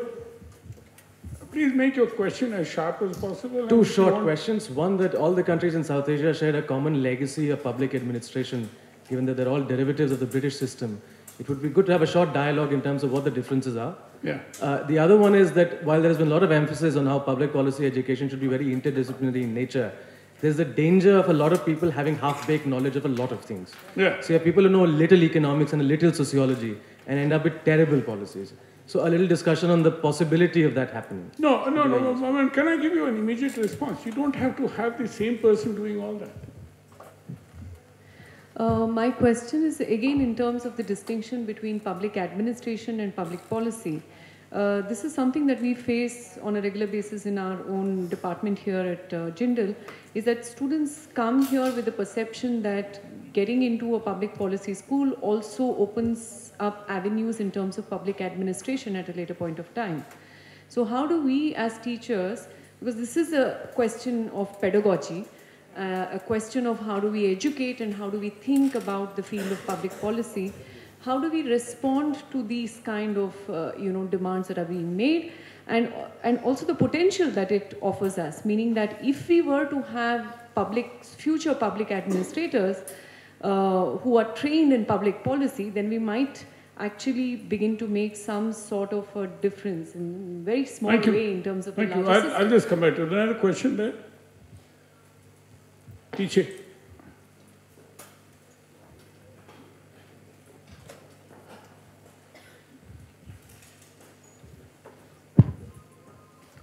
Hi, I'm currently a student here doing my bachelor's in economics. So basically, I just want to understand if you're looking at the future and trying to understand the present by observing the future, and that way influence current present policy practices, how do policy practitioners actually measure and gauge realistically and objectively future aspects to influence present policy initiatives, especially from a practitioner's perspective, even within a school from a pedagogical perspective as well? How do we prevent ourselves from becoming, like Kaveri ma'am said, public administrators and not policy makers? Thank you. Can I turn to the panel? Who would like to go first? There was one question. Yeah. No, please. No, I'll come back. We have time. Thank you. I'm addressing myself to Yamini. This distinction about the short and the long run is very important. And if I understood you correctly, your submission was that public policy and the way public policy is seen to be confined to the public unit which is doing it, which is the political decision makers and the civil servants, is inherently likely to give only short-term.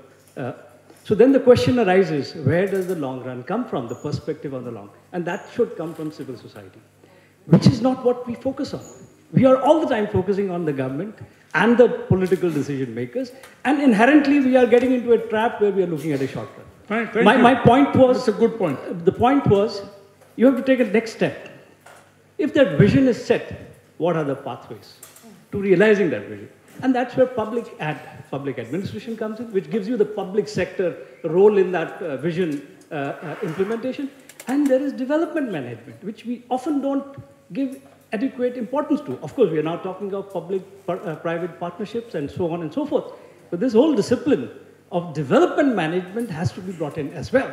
So you have to have that pathway which is running through the private sector, and you have to have a pathway running through the public sector, which then allows you to look at that longer term perspective. So I just wanted you to reflect on this, maybe share your comments. Lalita? Thank you very much. Yes, public policy is about nearly who gets what, how much, when. Mainly, that may be the main core is the who gets what, how much, when. All the things may be decided by the politicians mainly, but the challenge is ultimately the public administrators have to be responsible for the people, and they are criticized the inefficiency of the public sector. That is why New Public Management also talk about the politicians with the public administrators combinedly think about what the people's aspiration. There are so many problems, not only the inequality, but the other problem as the disasters, health problems, illegal activities. The developing countries flourishes those problems. Therefore, the policies have to be decided to address all these things. So how can we get to know about these in the people's participation mechanism? Maybe with the help of the ICT, the people's problems can be known. And the people's, there are so many people, there is no voice. The voice can be heard with the use of the ICT and all the things, and the good policies can be designed, and then we need the good public administrator to implement these things. Those skills, especially the skills and also the ethical. Ethics are very important for the public administrators to look after the people's problem. Therefore, the public administration courses and the public policy courses should integrate all these skills and the ethical standards, and how innovativeness and the creativeness of to know about the people's problem in a good manner. Otherwise, those programs, the usefulness of this program is challenging. I think one important point which you made was the issue about resources. I think we tend to forget that, it's not an ideal world that you can, find resources to do everything which should be done. Yamini. Just this morning after the keynote, I think Sudarshan made the distinction between a policy intellectual and a public intellectual. So maybe one should push that further. I think the job of public policy, the word intellectual is too heavyweight for me to use. So I would say the job of a public policy practitioner, as opposed to a public administrator or a politician, is in fact maintaining the sanctity of the public. That part of what we have to do is to engage in a public dialogue, and that public dialogue is what holds on to the long term. It is every time we get pushed to answer the question of what our impact is, we are forced to say things like we sit on government committees or we do government training, or we have there is now a new phrase that has entered my world of think tanks. There's something called a do tank, and the do tank is saying, thinking is all very well, our job is in fact to do the do, and this do is becoming very powerful because we are all operating in an environment of a relatively weak state capacity, where I think that at some level public administrators too have in fact outsource the art of thinking to people outside, to civil society more broadly, but very often to so-called experts. And I actually think that that's a very dangerous place to be, because it's creating an ecosystem where thinking is being sort of narrowed into the doing, and all of us then speak the language of impact in the form of doing, losing the value of public and using the importance of our role as reasoned public actors trying to shape debates and trying to shape discourses. Because ultimately, even this larger political change can only come when you have a robust public debate. And it's very, very important for us to recognize that. Every time we are asked as a think tank to give, what are our impact numbers, and we reduce them to things like, 100 op-eds and 25 seminars, I actually think those are far more valuable in terms of contribution than anything else. To the more critical question of public policy versus public administration versus development management, I completely agree. I think we have in India left the art of public administration training to Labasna, and that's a very, very limited thing to have done. In fact, as training institutions, as teaching institutions, we should be working much more closely with Labasna in thinking about what public administration as a discipline should look like. It is quite stunning to me that we have very little about the history of administration in a country, actually in a region where administration is currently going through very serious overhauls as it evolves, as society is changing. That moment of transition is very, very speedy. And all we have are biographies of retired civil servants to tell us why our administration today looks the way it does. It needs really careful, robust documentation, analytical understanding.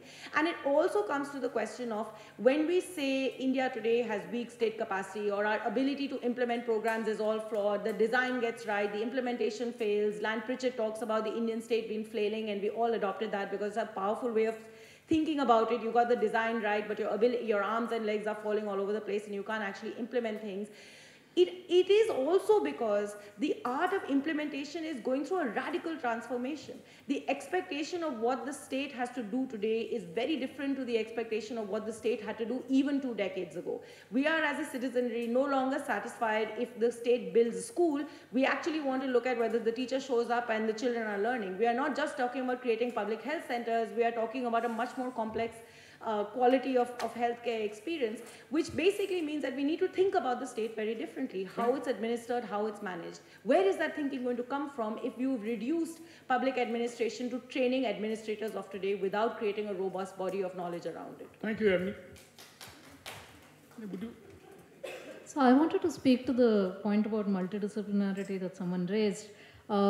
And I think you're absolutely right. I think anyone who teaches knows how much of a struggle it is to make sure that you aren't actually ending up with someone who comes out after 2 years of the program actually having dabbled in various things, but not necessarily having gained depth in one. So one way we try to frame it is in terms of, and again I'm largely teaching an engineering cohort, is that critical thinking as a very valuable part of education, that itself is lacking largely in engineering education, right? So we try to get at that through, I teach a course on development thought, for example, and the history of development and the use of technology. I think historically embedding what activities students undertake is one way of thinking about and bringing in critical thinking. Of course, we are not going to, in 2 years, be able to make various things out of them, and like I think Mr. Mehta pointed out, the goal is also not that. The point is, are you even at a place where you can have a conversation with someone else who has depth in various other things? Do you even see the point of having that conversation? And I think that's probably what you can realistically do in the 1 year, 2 year spans that many of us often deal with students. Thanks, Janki. Suji? I think I want to take these, the British influence and the future of public policy. I think when we are talking, of course, I mean, Nepal also, a lot of the public administration stuff came back from the legacy, though we were never colonized. But then what we have to also understand is that while we moved from the British laws and a lot of US public policy in universities, people went to brought back, but we should also discuss, which began earlier, China in the room. Because let's not forget that a lot of people, I mean, China is taking hordes of students back for, you know, sort of exchange programs. Even the data from India shows that more Indian students are going for higher medical studies to China than to UK, and this is data. So which means what are they bringing back? And if we look at 2050, 35% of the GDP is going to be India and China, global GDP. That's a shift is going to take place. So I think we should also look at what are the influences that is going to be brought in. So we have one legacy in the past where we are, you know, in terms of the laws and processes, and then we have the larger, very liberal, pluralistic public policy discourse that is, you know, very US influenced, and now there is China in the room. So I think that will be very important to see as we look at in the future as to what is that going to impact, you know, the public policy discourse. Thank you. Tawfiq? Yeah, I think I just want to make one comment about the public administration and public policy. I think in case of Bangladesh, at least what happened that we public administration scholars did give more importance on what did not work in bureaucracy. We talked very little about what really worked there. We didn't talk about any success stories. Only we criticized civil bureaucracy, practitioners, and all these things. And that basically stuck us in somewhere. In Bangladesh, the policymakers, especially the political policymaking bodies, they did lots of experiments, and that gave good results. And in terms of the successes that we are talking about, if you just think about the gender policies in Bangladesh, it was so beautifully been done. And I want to tell you that when we talk about gender issue in South Asia, we always blame that the culture and religion is one of the hurdles. But you see in Bangladesh, the Muslim majority country having a women prime minister for 25 years. It never happened in the history of globals. In global history, never happened that a country is ruled by women head of the state consecutively for 25 years continuously, and with the different prime ministers. We are having an opposition leader who is a woman. We are having a speaker who is a woman.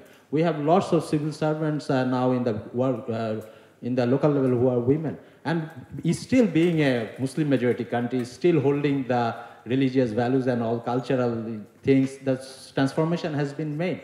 So because there was very good policies taken by the political leaders, even us, we didn't believe that it will work.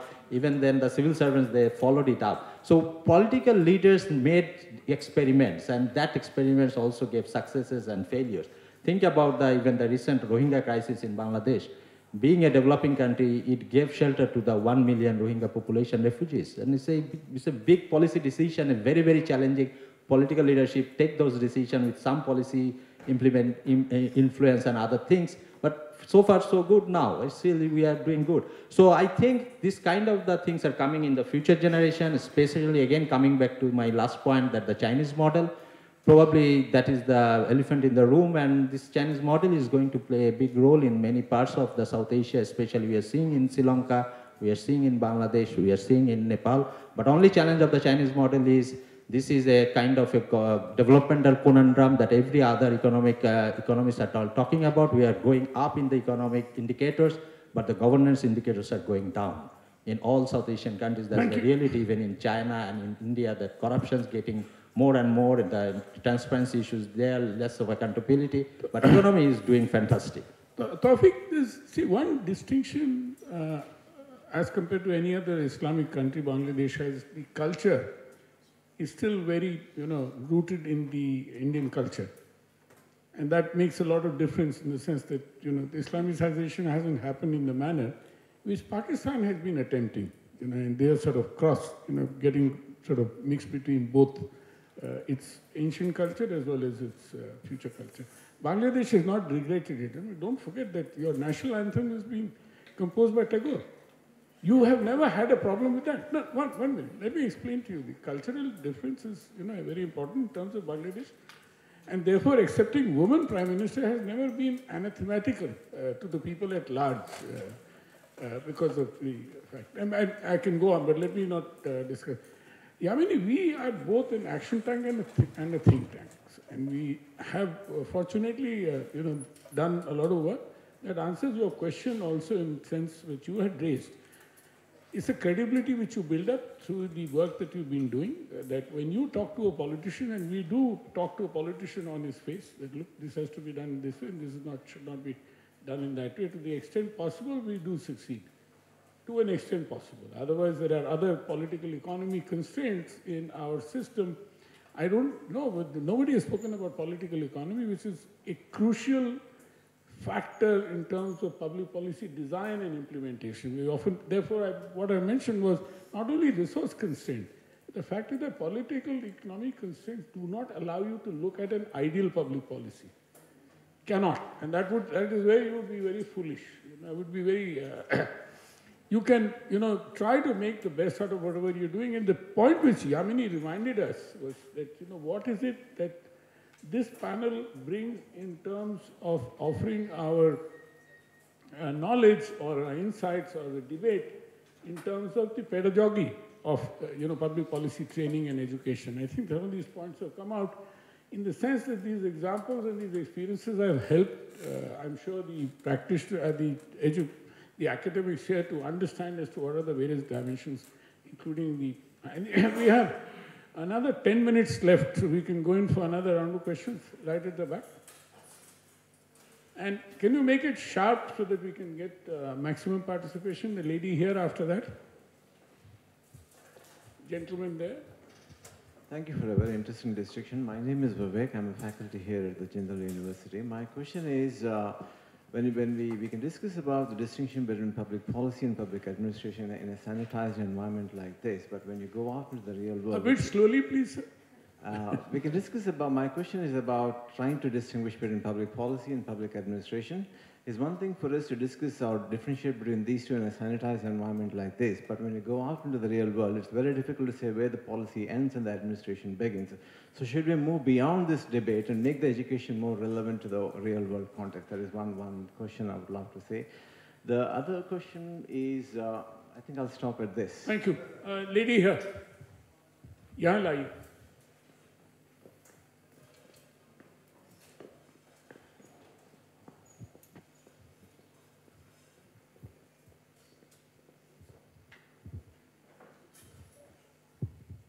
Yes, I'm Laurel McFarland from NASPA. My question is, several of you mentioned about some of the challenges about how policy study, both long-term and short-term, is funded. I'm wondering how you all reflect on how public policy education and public administration education should be funded. Thank you. Gentleman here.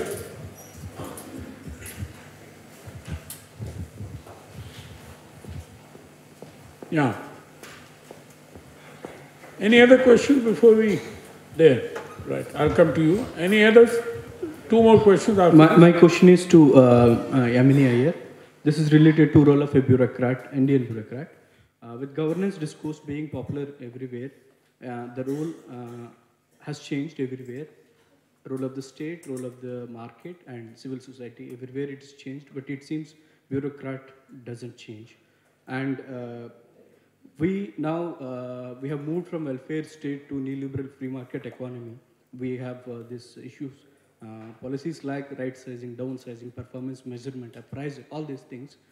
Even after the onslaught of all these things, it seems bureaucrats still survived with its, the traditional core. And recently, I would like to invite your attention to a government policy where Government of India wanted to have lateral... What's your question, sir? Lateral entry, just a minute.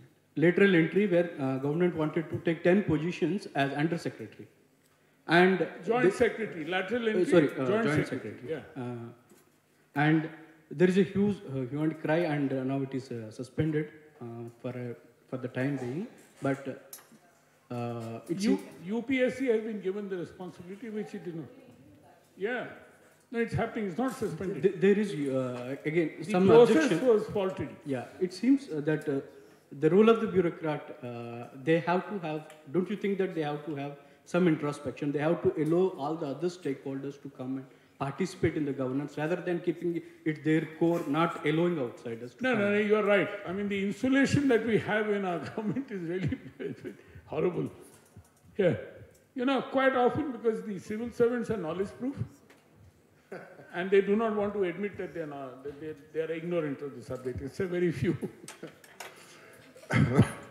This was I could have engaged with that for a little bit, but I know I really was a very great respect for the way you talked about the role of the technology, and you said that wider debate on the different dimensions is so critical to bring just not the technocratic thing, but the bearings on the technological improvements for governance, which can truly be empowering.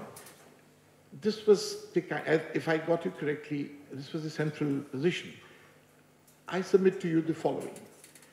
Amazing kind of role that it can play in the governance. The example is IRCTC. Hundreds of attempts to try and control the corruptions never happened. Once you had that inbuilt mechanisms of minimizing the transaction costs by the digital technology, things really came into control. But where is that limit? Well, the larger questions of governance about incentives, about how and why the bureaucrat should function, what kind of motivations, etc. And think of give me half a minute, take an example of how the Gram Sabhas in decentralizations have been manipulated by people who were elected with great faith, the leap of faith that Rajiv Gandhi took, that they will have an incentive and interest aligned to each other, and hence the best of the goods will be produced by them who have that control of the power of making decisions and resources. It got completely mutated on the ground because they got a perverse incentive. Now, those are the things which come from heart, which come from the values, commitments. Thank you very much. How does the technology come into play there? Thank you.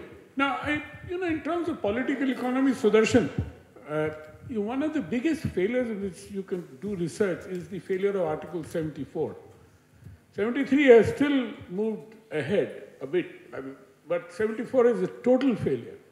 Talk about Rajiv Gandhi, he brought in 73 and 74, which is basically devolution of powers to a local government. 73 was to Gram Panchayats, the village councils, and 74 was to the urban municipal bodies.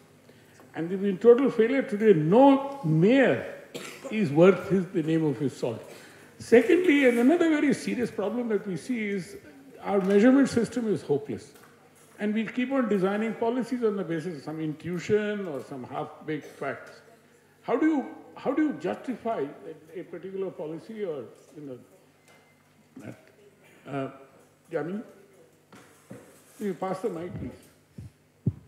Okay, let me take 3 or 4 of these. On the question of funding, I think it's not so much a question of where the funding comes from, rather it should be a question of how the funding comes. Increasingly, the money is being tied to specific kinds of projects and specific kinds of outputs or impacts that the funder seeks, as opposed to funding that in fact allows ideas and knowledge to develop. And that often means that funding has to be long-term, funding has to be predictable, funding has to be freed of this challenge of consistently showing outcomes and outputs out of what you have received, because ideation requires flexibility and freedom in space. So I think the real challenge for financing public policy practice and public policy education actually lies in devising means of financing that in fact is untethered, long-term and predictable. And there's very little patience for that. I mean, the unfortunate truth about a lot of what my job is that I have to spend time trying to figure out how to leapfrog between the constraints that funding gives you and the needs that you have in order to actually do your job well. And it's not an easy task. On the question... Well, okay. On the question of the role of the bureaucrat and the question of lateral entry,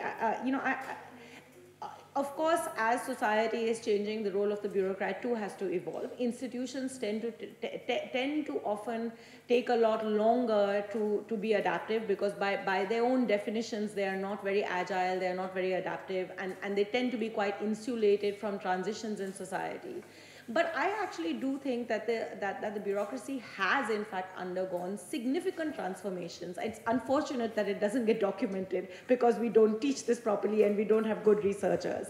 And in fact, I think that we are at a very, very critical juncture in the institution of the bureaucrat in India.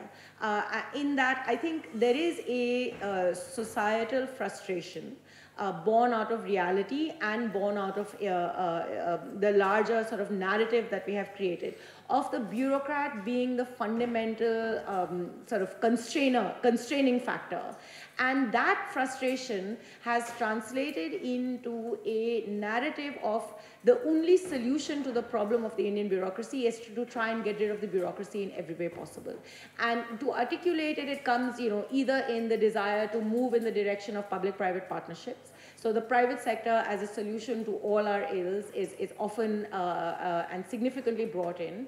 Technology as, in fact, the magic bullet, which will also allow you to get rid of all the layers of bureaucracies and allow some mechanism of directly engaging with citizens. And I think in all of this, we have lost our patience with actually engaging with the bureaucrat more sensibly. And I think that comes into this narrative of the lateral entry. Of course, as policy making has got more complex in a very transitional society, the nature of expertise becomes more and more relevant. As an expert myself, I can't be, I will not undermine the value of expertise. But I do think what we don't understand is the value of the institution. Yeah, and what we consistently are looking for is to try and bring in an outsider to resolve what are fundamental constraints within the institution, and they have to evolve from there. To my mind, except for a few, almost, and you talk to who are the big lateral entrants that we talk about, Vijay Kelkar, Monte Carlo Walia, talk to them, they will consistently tell you, my big problem was I wasn't able to achieve all the things that I wanted to. So it's a larger institutional question. We should have that conversation, not try and get rid of the problem. Incidentally, Jharkhand government was the first to do lateral entry at the level of special secretary. And we did a small research on the special secretaries. 5 were appointed, only 4 joined, and very pitiable condition. Anyway. So I think now, in terms of political economy, Sudarshan, another very interesting subject of public policy where we have failed, in spite of all the evidence, is the scrapping of the Agriculture Produce and Marketing Act. Sheerly because all the mandi agents are funding the political parties. You can't do anything about it. You can come with the best arguments, go to hell. Yeah. So I think Yamini actually answered a big part of what you were asking also. And I think absolutely we have to think about the motivations and interest alignments of bureaucrats. But I think unfortunately, we seem to have also assumed what those interests and motivations are. And there is, especially the lower level bureaucrat, there is a lot of vilifying and sort of let's disintermediate, especially through technology. And I think what that does is run counter to this idea of let's also try and understand what the bureaucrat does do, right? And in a lot of research that I do, for example, of course, there is no disintermediation, A. And B, you bring in new kinds of intermediaries who don't operate in the same ecology as before. So, again, I'm not into giving silver bullets, but the idea here really is unless you understand that ecology within which the bureaucrat works and what you want the technology to achieve within that, there's no question of even evaluating how those interests are aligned.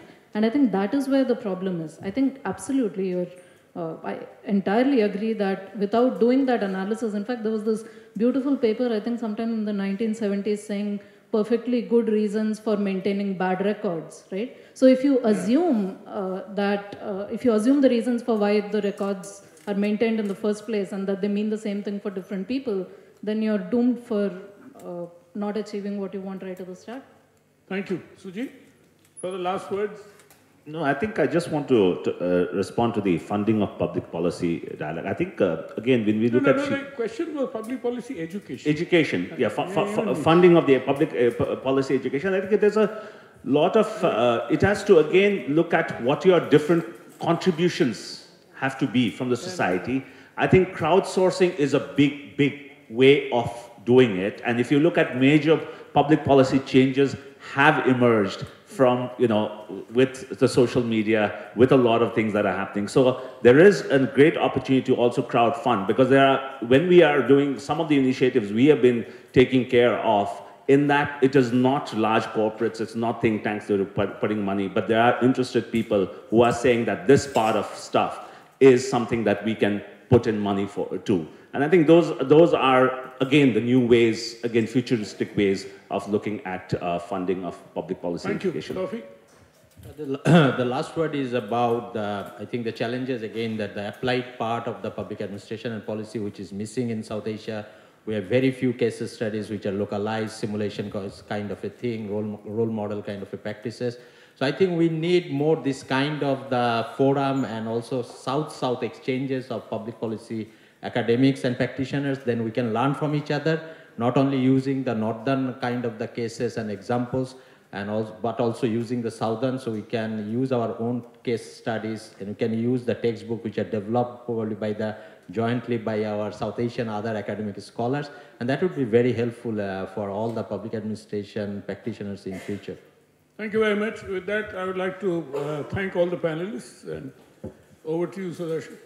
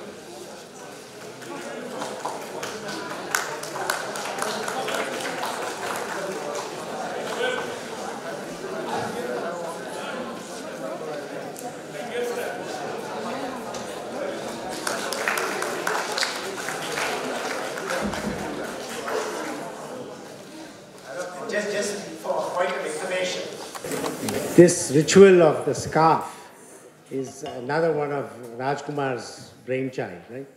He went to Oxford, and Oxford, of course, all the colleges have scarves.